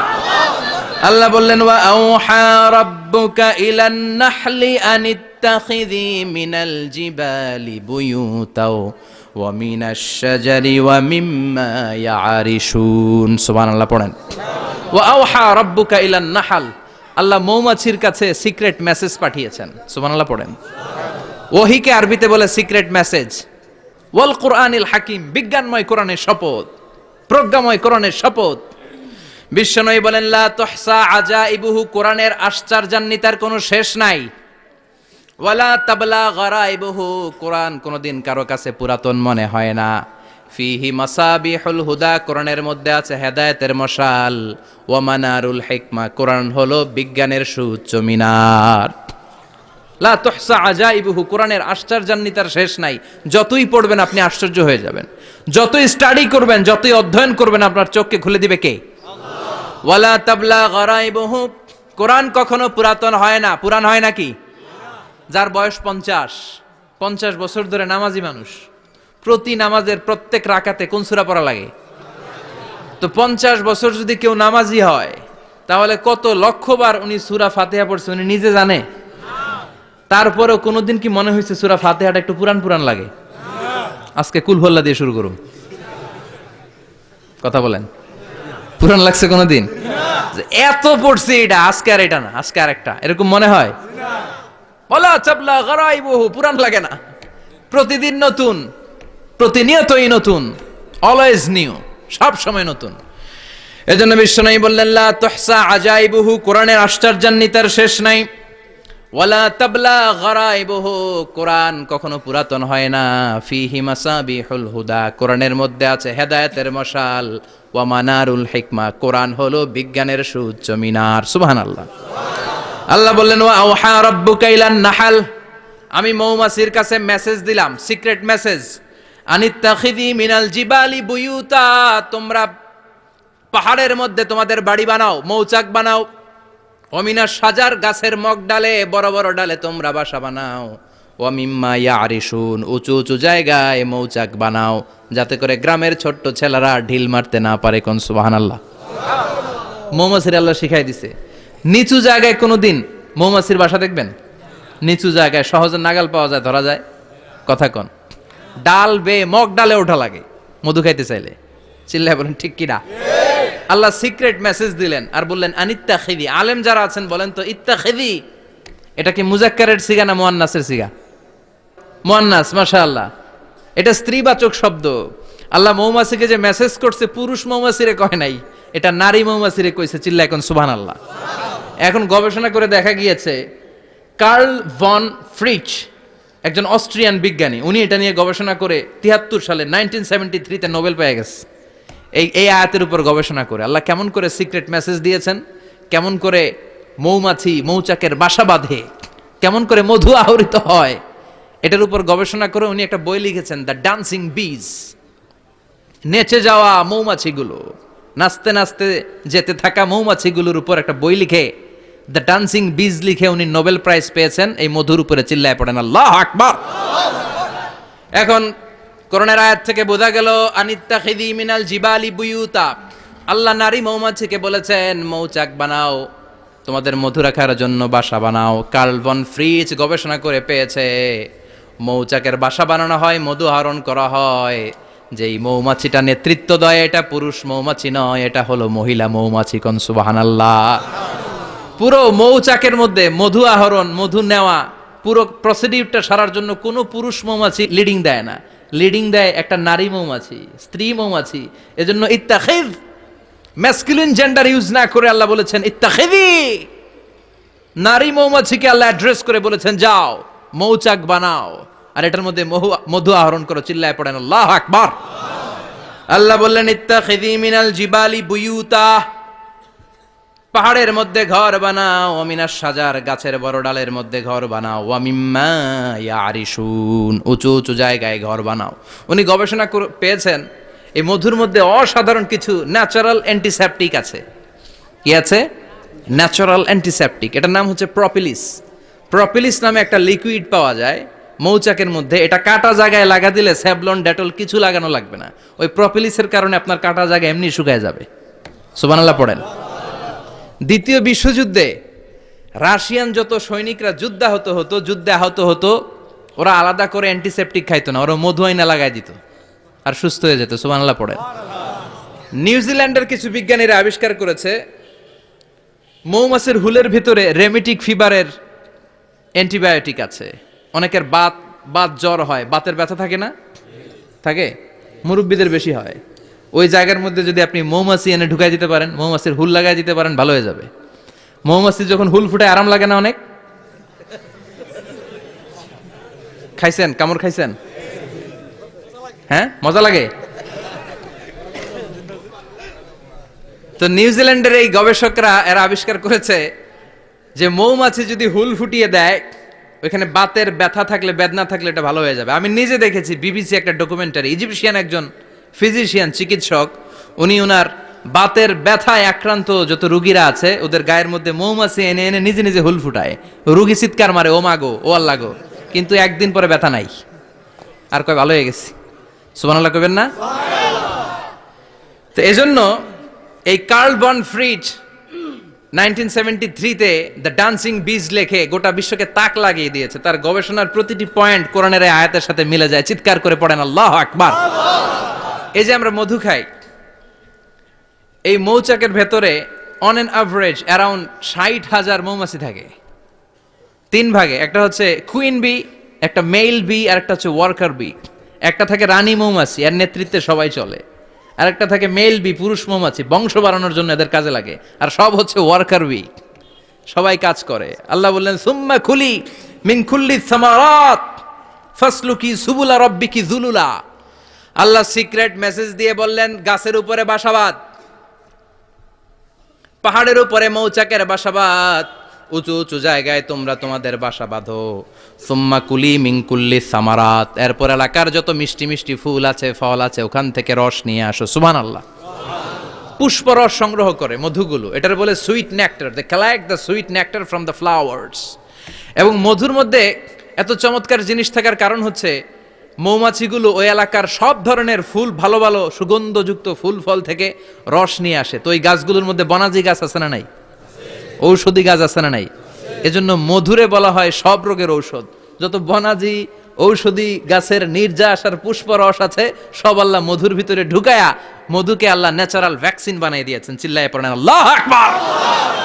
আল্লাহ বললেন সুম্মা কুলি মিন কুল্লি সামারাত, সব ফল আর ফুল থেকে এই নেকটার পুষ্পরস নিয়ে আসো। ফাসলুকি সুবুলা রাব্বিকি যুলুলা, যেমন যেমন গিয়েছিলা পথ চিনায় আবার ফিরে আসো। ইয়াখরুজু মিন বুতুনিহা শারাব, এরপর তাদের পেট থেকে বের হয় শারাব। মুখতালিফুন আলওয়ানু, এক একটা মধুর কালার হয়ে যায় এক এক রকম। কোন সুবহানাল্লাহ। সরষে ফুলের মধু একটু সাদা সাদা হয় না? আমি হচ্ছি মধু খাওয়ার পোক। আমি দেশে বিদেশে যেখানে গিয়েছি ফ্রেশ হানি আমি অনেক খুঁজেছি। ইয়ামানি একটা মধু পাওয়া যায়, ইয়ামানের সাওয়াহিলি এলাকায়, পাহাড়ি এলাকায়, একেবারে কুচকুচে কালো। আবার অনেক মধু আছে কিছুটা খয়েরি এবং হলুদ বর্ণের। কিন্তু সরষে ফুলের যে মধুটা, এটা অনেকটা সাদা। এই পুষ্পরস নিয়ে মৌমাছিগুলো মৌচাকের মধ্যে ঢেলে দেয় না, এগুলো খেয়ে ফেলে। প্রত্যেকটা মৌমাছির পেটের ভেতরে আল্লাহ 2টা করে স্টোমাক দিয়েছে, পাকস্থলী। সুবহানাল্লাহ পড়ে। এটাই কার্ল ভন ফ্রিচ দ্য ডান্সিং বিজ বইয়ের মধ্যে লিখেছে গবেষণায়, যে 2টা পাকস্থলী। একটা পাকস্থলী দিয়ে মৌমাছি খায়, নিজে খেয়ে বাঁচে। আর একটা পাকস্থলী দিয়ে এই ফ্লাওয়ার নেক্টার, পুষ্পরস সংগ্রহ করে ওই পাকস্থলীতে রাখে। ওই পাকস্থলীর ভেতরে আল্লাহ একটা ন্যাচারাল এনজাইম দিয়েছেন। ওই এনজাইমের সাথে ওই পুষ্পরসটা মিক্সড হয়। তারপরে আরেকটা টিউব আছে, ওই টিউব দিয়ে মৌমাছি যে সে বাসার মধ্যে মৌমাছি যে সেখানে সাপ্লাই করে দিয়ে আসে, মধু ঢুকিয়ে দিয়ে আসে। চিল্লায় পড়েন সুবহানাল্লাহ। তার মানে বিষয়টা এমন না ফুলের রস নিয়ে মৌচাকের দিয়ে আসলো, ফুলের রস সে নেয়, তার স্পেশাল একটা স্টোমাকের মধ্যে ঢুকায়, সেখানে এনজাইম দিয়ে, পাচক রস দিয়ে আল্লাহ এটাকে সমৃদ্ধ করে দেয়। তারপর আলাদা একটা নল দিয়ে, টিউব দিয়ে মৌচাকের ভেতরে ঢুকিয়ে দেয়। কোন সুবহানাল্লাহ। কি অসাধারণ পদ্ধতিতে আল্লাহ মধু বানালেন। আর কি সুন্দর মধু হাতের মধ্যে লয়া জিব্বা দিয়া চাটে আর গান গায়, মধু হই হই বিষা বাইলা। আছে না নাই? আল্লাহ শুকরিয়া নাই? মধু খায় আর গান গায়, মধু হই হই বিষা বাইলা, অনহারনে ভালোবাসার দাম নদিলা। আছে না নাই? ডাকাইত। এই মধু খেয়ে শুকরিয়া করতে হবে কার? চিৎকার করে বলেন, শুকরিয়া করতে হবে কার? আল্লাহ বললেন ইয়াখরুজু মিন বুতুনিহা, এটা মধু সরাসরি চলে আসে না, ওর পেট থেকে বের হয়। মুখতালিফুন আলওয়ানুহু, বিভিন্ন রঙের মধু। আছে না নাই? ব্ল্যাক কালারের মধু হয়, হোয়াইট হানি হয়, অর্গানিক হানি হয়, ক্রিমড হানি হয়। কত ধরনের মধু যে আল্লাহ পৃথিবীতে রেখেছে তার ইয়ত্তা নাই। এরপর আল্লাহ বললেন ফিহি শিফাউন লিন্নাস, মধুর ভিতরে শিফা দিয়েছে কে? আল্লাহ। এজন্য বিশ্বনবীর খাদ্য তালিকার মধ্যে মধু আছে না নাই? বিশ্বনবী সুগন্ধযুক্তওয়ালা মধু খেতেন, দুর্গন্ধযুক্তওয়ালা কোনো মধু মুখে নিতেন না। সুবহানাল্লাহ। বিশ্বনবীর জামানায় মাগাফির নামে একটা মধু ছিল, দুর্গন্ধযুক্ত। এটা কখনো বিশ্বনবী মুখে নিতে চাইতেন না। সুগন্ধযুক্ত মধু সবসময় বিশ্বনবী খেতেন। বিশ্বনবীর স্ত্রীরা এই সুগন্ধিযুক্ত মধু বোতলের মধ্যে প্রিজার্ভ করে রাখতেন বিশ্বনবীকে দেওয়ার জন্য। বিশ্বনবী প্রাণ ভরে এগুলো পান করতেন। সুবহানাল্লাহ। বিশ্বনবী যে সমস্ত খাদ্যগুলো পছন্দ করতেন হাদিসে এসেছে। বিশ্বনবী রুটি খেতেন, খেজুর খেতেন। খেজুর, খেজুর চিনেন? বালাহ, তামার। দুধ খেতেন, এই মধু খেতেন, জব খেতেন, বার্লি খেতেন, লাউ খেতেন, রুম্মান, ডালিম ফল, আনার ফল। আনার চিনেন? আনার, এই আনার খেতে পছন্দ করতেন বিশ্বনবী। মাশরুম খেতেন, মাশরুম। মাশরুম চিনেন? ব্যাঙ্গের ছাতার মতো। রেস্টুরেন্টে ইদানিং মাশরুমের স্যুপ পাওয়া যায়, এটা খাবেন। যাদের চোখের জ্যোতিতে সমস্যা, দৃষ্টিতে সমস্যা, খাবেন। হাদিসে এসেছে আল কামআতু মিনাল মান ওয়া মাউহা শিফাউন লিল আইন। মাশরুম হলো মান্না সালোয়ার মতো খাবার। মাশরুমের স্যুপ যারা খাবে, চোখের জ্যোতি যাদের কম, তাদের চোখের জ্যোতি বাড়িয়ে দিবে কে? বুখারীর বর্ণনা, কানা রাসূলুল্লাহ ইউহিব্বুল হালাওয়া ওয়াল আসাল বিশ্বনবী মিষ্টান্ন খেতে বড্ড পছন্দ করতেন, আবার বিশ্বনবী বেশি বেশি মধু খেতে পছন্দ করতেন। সুবহানাল্লাহ। কোরআনে দুইটা জিনিসের ক্ষেত্রে আল্লাহ শিফা যোগ করেছেন, যে দুইটা জিনিসের সাথে সম্পৃক্ত হলে শিফা। এক হচ্ছে কোরআন পড়লে শিফা, অনুনাজ্জিলু মিনাল কোরআনি মা হুয়া। আবার কোরআনে এই আয়াতের ক্ষেত্রে বলা হয়েছে শিফা ফিহি শিফাউন লিন্নাস। এজন্য সাইয়েদানা ইবনে মাসউদ এই উম্মাকে উদ্দেশ্য করে বলেছেন, আলাইকুম বিশিফাইন, তোমাদের উচিত দুইটা জিনিস থেকে শিফা নেয়া। এক হলো কোরআন, দুই হলো আসাল মানে মধু। কোন সুবহানাল্লাহ। কোরআন তেলাওয়াত করলে অসুস্থরে সুস্থ করে দেয় কে?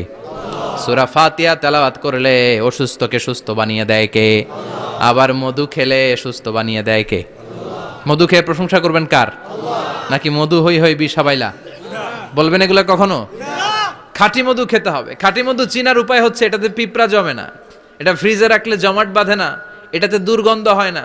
এক গ্লাস পানির মধ্যে এক ড্রপ মধু ছেলে দিলে এটা পানির সাথে না মিশে একেবারে নিচে চলে যায়। খাঁটি মধু খেতে হবে। তাহলে ফিহি শিফাউন লিন্নাস। কত কিছু দিয়ে যে আল্লাহ এটাকে সমৃদ্ধ করেছেন। এটার মধ্যে গ্লুকোজ আছে, এটার মধ্যে সুক্রোজ আছে, ফ্রুকটোজ আছে, প্রোটিন আছে, মিনারেলস আছে, ক্যালসিয়াম আছে, ভিটামিন আছে। খাইলেই শরীর গরম হয়ে যায়। সুবহানাল্লাহ। এজন্য শীতকালে বেশি বেশি খাবেন, জাম্পাল লাগবে না। শীতকালে মধু খেয়ে রাত্রে বেলায় বের হবেন, আর মাফলার পেঁচিয়ে বের হওয়া লাগবে না। সুবহানাল্লাহ পড়েন। তার মানে আল্লাহ বললেন ইয়াসিন ওয়াল কোরআনিল হাকিম, প্রজ্ঞাময় বিজ্ঞানময় কোরআনের কসম। এরপরে আল্লাহ বললেন গোলাম ওয়া ইন্নালাকুম ফিল আনআমি লাইবরা, প্রাণীকুলের দিকে নজর করে তাকাও। প্রাণীকুলের মধ্যে আমি তোমাদের জন্য নিদর্শন রেখেছি। নুসকিকুম মিম্মা ফি বুতুনিহি, এই প্রাণীকুলের পেট থেকে একটা চমৎকার জিনিস আমি বের করে দেই, এটার নাম হচ্ছে দুধ। এটা কি? দেখেন, একই আয়াতের মধ্যে আল্লাহ মধুর কথাও বললেন, আবার দুধের কথাও বললেন। দুধটা কিভাবে হয়, উৎপন্ন হয়, মধু কেমনে হয়, ইঞ্চি ইঞ্চি কথা এই কোরআনের ভেতরে তুলে ধরলেন কে? আল্লাহ বললেন মিমবাইনি ফারসিউ ওয়াদামিল লাবানা, গোবর আর রক্তের মাঝখান দিয়ে আমি দুধ বের করি। সুবহানাল্লাহ পড়েন। আমরা যাই এই গাভীর ওলান টানা শুরু করি সকালবেলা বিসমিল্লাহ বলে, কিন্তু কেমনে যে এটা আসে ওইদিকে নজর নাই। ডাকাত বিসমিল্লাহ বলে শুরু করে না, দুধ খাই আলহামদুলিল্লাহ পড়ে না, আছে না নাই? আল্লাহ বলেন মেকানিজমটা শোনো কেমনে আমি খাওয়াই। আল্লাহ বললেন মিমবাইনি ফারসি ওয়া দামিল লাবানা, গোবর আর রক্তের মাঝখান দিয়ে আমি দুধ বের করে দেই। সুবহানাল্লাহ। গরু যে ঘাস খায়, এই ঘাস থেকে রক্ত হয় আর গরুর গোবর হয়। পেটের একদিকে থাকে গোবর, আরেক দিকে থাকে রক্ত। রক্ত দুর্গন্ধ, গোবরও দুর্গন্ধ। রক্তও নাপাক, গোবরও নাপাক। এই দুই নাপাক আর দুর্গন্ধের মাঝখান দিয়ে সুগন্ধযুক্ত দুধ বের করে দেয় কে? আল্লাহ বললেন মিমবাইনি ফারসি ওয়া দামিল লাবানা, গরু যে খাবারগুলো খায় ওই খাবারের এক পাশ দিয়ে গোবর হয়ে যায় আর এক পাশ দিয়ে রক্ত হয়ে যায়, মাঝখান দিয়ে দুধ বের করে দেয় কে? What a amazing mechanism of discharging milk from animal's body. What an amazing mechanism. একদিক দিয়ে গোবর দুর্গন্ধ, আরেক দিক দিয়ে ঘাস খাওয়ার কারণে রক্ত হয়, মাঝখান দিয়ে দুধ বের হয়ে যায়। সুবহানাল্লাহ। আবার বাছুর ছাড়া দুধ পাওয়া যায় না। গাভী আছে কার কার? হাত তোলেন তো। বাছুর ছাড়া দুধ পাওয়া যায়? শুধু গাভী, বাছুর নাই, দুধ আসবে? আবার এই যে বিশাল বড় ওলান 20 কেজি দুধ দেয় প্রতিদিন, এই ওলান কাটলে দুধ পাওয়া যায়? এক ফোঁটা দুধও ওলানটা কেটে টুকরা টুকরা করলে আপনি পাবেন না। এটা আলাদা মেকানিজম। এটা ভিতর থেকে একটা নির্যাস, বাছুর নিয়ে দুইটা ঢু মারবেন, ওই নির্যাস দিয়ে দুধ বেরোতে থাকবে গোবর আর রক্তের মাঝখান দিয়ে। চিৎকার করে পড়েন আল্লাহু আকবার। এজন্য বিশ্বনবী বলতেন বেশি বেশি দুধ খাও। দুধ হলো সুষম খাদ্য। পৃথিবীতে আবিষ্কৃত যত খাবার আছে, দুধের চাইতে ভালো খাবার আছে নাকি? কথা কন। মানুষ পানি খেয়ে 3-4 দিন বাঁচে জানেন, আর পানির মধ্যে লবণ দিলে 7-8 দিন বাঁচতে পারবেন। আর দুধ পাইলে আজীবন বাঁচবেন আপনি। দুধ খেয়ে যদি হজম করতে পারেন, দুধ খেয়ে হজম করতে পারলে আজীবন বেঁচে যাবেন। সুষম খাদ্য। বিশ্বনবী যে রাতে মেরাজে যাবেন, সিদরাতুল মুনতাহা পার হওয়ার পরে বিশ্বনবীর পরীক্ষা শুরু হলো। বিশ্বনবীকে বুখারীর বর্ণনা 3টা গ্লাস দেয়া হলো। কাদাহ ফিহি লাবান, এক গ্লাসের মধ্যে দুধ ছিল। ওয়া কাদাহ ফিহি আসাল, আর এক গ্লাসের মধ্যে ছিল মধু, আর এক গ্লাসের মধ্যে ছিল মদ। কাদাহুন ফিহি খামার। বিশ্বনবীকে 3টা গ্লাস দিয়ে বলা হলো নবী চুজ করেন কোনটা নেবেন।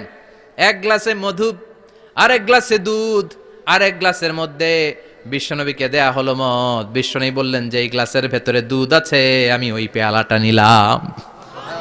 সাইয়েদনা জিব্রাইল বললেন, ইয়া রাসূলুল্লাহ আখাস্তাল ফিতরা, আপনি যেমন নিছেনও তেমন। সুবহানাল্লাহ কইবেন না? বিশ্বনবী দুধ খেতে পছন্দ করতেন। আর বিশ্বনবী বলতেন, আলাইকুম বি আলবানিল বাকার, বেশি বেশি গরুর দুধ খাবা। ফাইন্নাহা তুরাম্মু মিনাল আশজার, কেননা এটা সবুজ লতা পাতা ঘাস পাতার নির্যাস। গরু কি খায়? ঘাস খায় না? এই ঘাসের নির্যাস হচ্ছে দুধ। বিশ্বনবী বলতেন বেশি বেশি দুধ খাবা। ফিহি শিফা, এর মধ্যে শিফা আছে। ফি লাবানিহা শিফা ওয়া লুহুমিহা দা, গরুর দুধে আছে শিফা, গরুর গোশতের মধ্যে আছে রোগ। সুবহানাল্লাহ কোন। কত বড় ফিলোসোফার বিশ্বনবী। বিশ্বনবী বলে গিয়েছেন গরুর দুধ বেশি খাও, কিন্তু গোশ বেশি খাইও না। আর আমরা গরুর গোশ পাইলে কোপায় ফেলাই। সাদা ভাত আর ঝাল গরুর মাংস যদি হয়, ওই যে অনেকের জিহ্বায় পানি চলে আসছে। সুবহানাল্লাহ কইবেন না? বিশ্বনবী বলতেন দুধ খাও, গোশ খাইও কম। গরুর গোশত কম খাবা, গরুর দুধ বেশি খাবা। সুস্থ রাখবে কে? আল্লাহ। আবার বিশ্বনবী মায়েদেরকে বলেছেন, ও মায়েরা, সন্তান হওয়ার পরে 2 বছর দুধ খাওয়াবা। আল্লাহু আকবার। ওয়াল ওয়ালিদাতু ইউরদি'না আওলাদাহুন্না হাওলাইনি কামিলাইনি লিমান আরাদা আন ইউতিম্মার রাদাআ।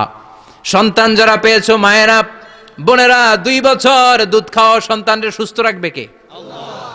বাচ্চা ডেলিভারির পরপরই আল্লাহ তাআলা মায়ের বুকে একটা দুধ দেয়, এটাকে বলে শাল দুধ। এটা হচ্ছে বাচ্চার জীবনের প্রথম প্রাকৃতিক টিকা। সুবহানাল্লাহ কয় না? এটা বেবির জীবনে ন্যাচারাল প্রাকৃতিক টিকা, প্রতিষেধক আল্লাহ দিয়ে দিয়েছে। আপনার বাচ্চাকে টিকা দিন, স্লোগান আছে না? 5টা 7টা টিকা দেয়া লাগে। প্রথম টিকাটা আল্লাহ নিজেই ফ্রি দিয়ে দিছে। এটা শাল দুধের ভেতরে পাওয়া যায়। এজন্য বাচ্চাকে শাল দুধ খাওয়াতে হবে। তার ব্রেনের গ্রোথ হবে, সে শক্তিশালী হবে, সে দেশপ্রেমিক হবে, সে আল্লাহওয়ালা হবে। চিল্লা এখন ঠিক কিনা? যে মায়েরা বাচ্চারে দুধ খাওয়ায়, ওই বাচ্চারা মায়েরে ভালোবাসে বেশি। আর যেই মা গুলো বাচ্চারে দুধ না খাওয়ায় আর ডানু খাওয়ায়, আর কি কি আছে? হরলিক্স আর সিরালেক, কমপ্লেট। যারা এগুলো খাওয়াবে, ডানু খাওয়াবে, যারা ল্যাকটোজেন খাওয়ায়, যারা বুকের দুধ খাওয়াতে চায় না কোনো কারণ ছাড়া, 2 বছর বাচ্চারে দুধ দিতে চায় না, এই বাচ্চাগুলো বড় হলে ওই মারে বৃদ্ধাশ্রমে দিয়ে আসবে। কথা কন, কথা কন। এজন্য মায়েরা, বোনেরা, সন্তান হলেই তাকে বুকের দুধ দিয়ে আল্লাহর পক্ষ থেকে যে টিকাটা, এই টিকাটা পেটের ভেতরে ঢুকায় দিতে হবে। চিল্লা এখন ঠিক কিনা? এটা হচ্ছে ন্যাচারাল টিকা। এজন্য আল্লাহ বললেন, ইয়াসিন ওয়াল কোরআনিল হাকিম। ইয়াসিন, বিজ্ঞানময় কোরআনের শপথ। কোরআনের মধ্যে বিজ্ঞান আছে না নাই? অভাব নাই। কয়টা শুনবেন? আল্লাহ কসমোলজির কথা বলেছে, অ্যাস্ট্রোলজি কথা। কসমোলজি হচ্ছে সৃষ্টি তত্ত্ব। কসমোলজি কি? সবাই বলেন কসমোলজি কি? আল্লাহ বললেন, আওয়ালাম ইয়ারাল্লাযীনা কাফারু আন্নাস সামাওয়াতি ওয়াল আরদা কানাতা রাতকান ফাফাতাকনাহুমা। কাফেররা কি দেখে না মহাবিশ্বের সব কিছু একসাথে মিলে ঝিলে ছিল, বিশাল এক বিস্ফোরণের মাধ্যমে আমি মহাবিশ্ব তৈরি করেছি। সুবহানাল্লাহ।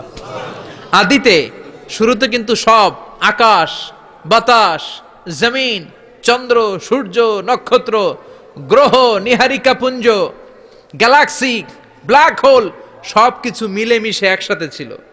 এটার ঘনত্ব ছিল খুব বেশি। মহাবিশ্বের সবকিছু ছিল একটা বিন্দু। এটাকে বিজ্ঞানীরা নাম দিয়েছে দ্য সিঙ্গুলারিটি, মহা একত্ব। এরপর একটা প্রচন্ড বিস্ফোরণের মধ্য দিয়ে মহাবিশ্ব সৃষ্টি হয়েছে। এটার ওরা নাম দিয়েছে বিগ ব্যাং থিওরি। কি নাম? স্টিফেন হকিং সবচেয়ে বড় পদার্থবিজ্ঞানী ছিল। সে একটা বই লিখেছে, from the brief history of time, a brief history of time from big bang two black hole. সেখানে সে প্রমাণ করেছে কোরআনের এই আয়াত, কানাতা রাতকান, মহাবিশ্বের সবকিছু একটা বিন্দু ছিল। চাঁদ, সূর্য, গ্রহ, তারা সবকিছু ছিল। কথা বলেন, সবাই বলেন। একটা মাত্র বিন্দু ছিল। আল্লাহ বলেন, don't the disbeliever observe that the heavens and earth were joint together, then I separated with a gigantic sound explosion. সব একসাথে ছিল, চাঁদ, তারা, আকাশ, নদী, নালা সব একসাথে। তারপরে একটা বিকট বিস্ফোরণের মধ্য দিয়ে পৃথিবী হয়েছে, এ চাঁদ হয়েছে, চন্দ্র হয়েছে, সূর্য হয়েছে, মহাবিশ্বের সবকিছু এই মহাবিস্ফোরণের মধ্য দিয়ে হয়েছে। চিৎকার করে পড়েন আল্লাহু আকবার। এই যে ছোট্ট পৃথিবীতে আমরা বসে আছি, এই পৃথিবীর চেয়ে সূর্য 13 লক্ষ গুণ বড়। চিল্লায় পড়েন আল্লাহু আকবার।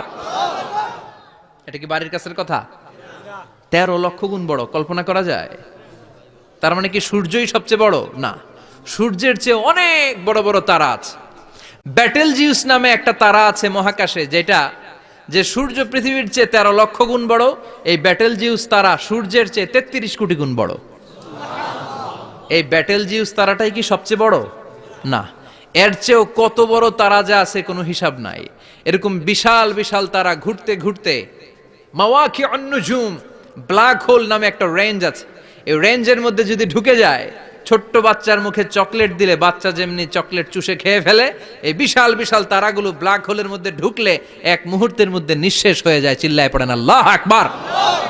এজন্য আল্লাহ বললেন ফালা উকসিমু বিমাওয়াকিউন নুজুম, এই তারকা নিঃশেষ হওয়ার যে জায়গাটা, এই জায়গার কসম আমি কোরআনের মধ্যে খেলাম। এই ব্ল্যাক হোলের রেঞ্জের ভেতরে তারা আসলে মুহূর্তের মধ্যে নিঃশেষ বানিয়ে দেয় কে? একটা তারার চেয়ে আরেকটা তারা বড়। এরকম হাজার কোটি তারা মিলে আমাদের গ্যালাক্সি। এই গ্যালাক্সির নাম হচ্ছে মিল্কি ওয়ে। কি নাম? আমাদের গ্যালাক্সির নাম কি? সবাই বলেন তো। Milky way. কি নাম? এরকম একটা গ্যালাক্সি না, লক্ষ কোটি গ্যালাক্সি আছে। আমাদের গ্যালাক্সির পরে সবচেয়ে কাছের গ্যালাক্সির নাম অ্যান্ড্রোমেডা। কি নাম? এই অ্যান্ড্রোমেডা গ্যালাক্সি আমাদের গ্যালাক্সি থেকে 2.5 মিলিয়ন লাইট ইয়ার দূরে, মানে 25 লক্ষ লাইট ইয়ার। সুবহানাল্লাহ কইবেন না? আলোর গতি হচ্ছে পৃথিবীতে সবচাইতে বেশি বর্তমান সময় পর্যন্ত, জানেন? সেকেন্ডে কত মাইল? 1,86,000 মাইল। এক সেকেন্ডে আলো ছুটে 1,86,000 মাইল বেগে। এত বেগের কোন প্লেন বা রকেট নিয়ে যদি আপনি আমাদের গ্যালাক্সি থেকে মিল্কি ওয়ে থেকে অ্যান্ড্রোমেডাতে যেতে চান, তাহলে আপনার 25 লক্ষ বছর লেগে যাবে। সুবহানাল্লাহ বাড়িতে যায় বললেন। এরপর আল্লাহ বললেন ওয়াস সামাআ বানাইনাহা বিআইদিন ওয়া ইন্না লামুসিউন, আকাশ আমি বানালাম, গ্যালাক্সি আমি বানালাম, বানানোর পর থেকে সবগুলোর আমি প্রশস্ত করতে শুরু করে দিলাম। সব ছিল ক্ষুদ্র, একটা বিন্দুর মধ্যে আমি বিস্ফোরণ করলাম একটা আওয়াজ দিয়ে। আওয়াজটা ছিল কুন। আওয়াজটা ছিল কি? জোরে কন, আবার কন। কুন ফায়া ইন্নামা আমরুহু ইযা আরাদা শাইআন আন ইয়াকুলা লাহু কুন ফায়াকুন। আল্লাহ যখন কিছু করতে চান শুধু বলেন কুন, শুধু বলেন বি। কুন মানে বি, ইট ওয়াজ, এটা হয়ে যায়। হাও বলতে দেরি। এই মহাবিস্ফোরণের নেপথ্যে যে শব্দটা ছিল সেটা ছিল কুন। সেটা ছিল কি? আল্লাহ কুন বলতে দেরি, মুহূর্তের মধ্যে বিগ ব্যাং, বিশাল এক্সপ্লোশন, তারপর থেকে মহাবিশ্ব ছড়াচ্ছে। আল্লাহ বলছেন এই কোরআনের ভেতরে বলে দিয়েছেন ওয়া ইন্না লামুসিউন, আমি এই মহাবিশ্বকে, এই গোটা ইউনিভার্সকে আমি প্রতিনিয়ত সম্প্রসারিত করছি। প্রতিনিয়ত এটা বড় হচ্ছে, সম্প্রসারিত হচ্ছে। চিল্লায় বলেন আল্লাহু আকবার।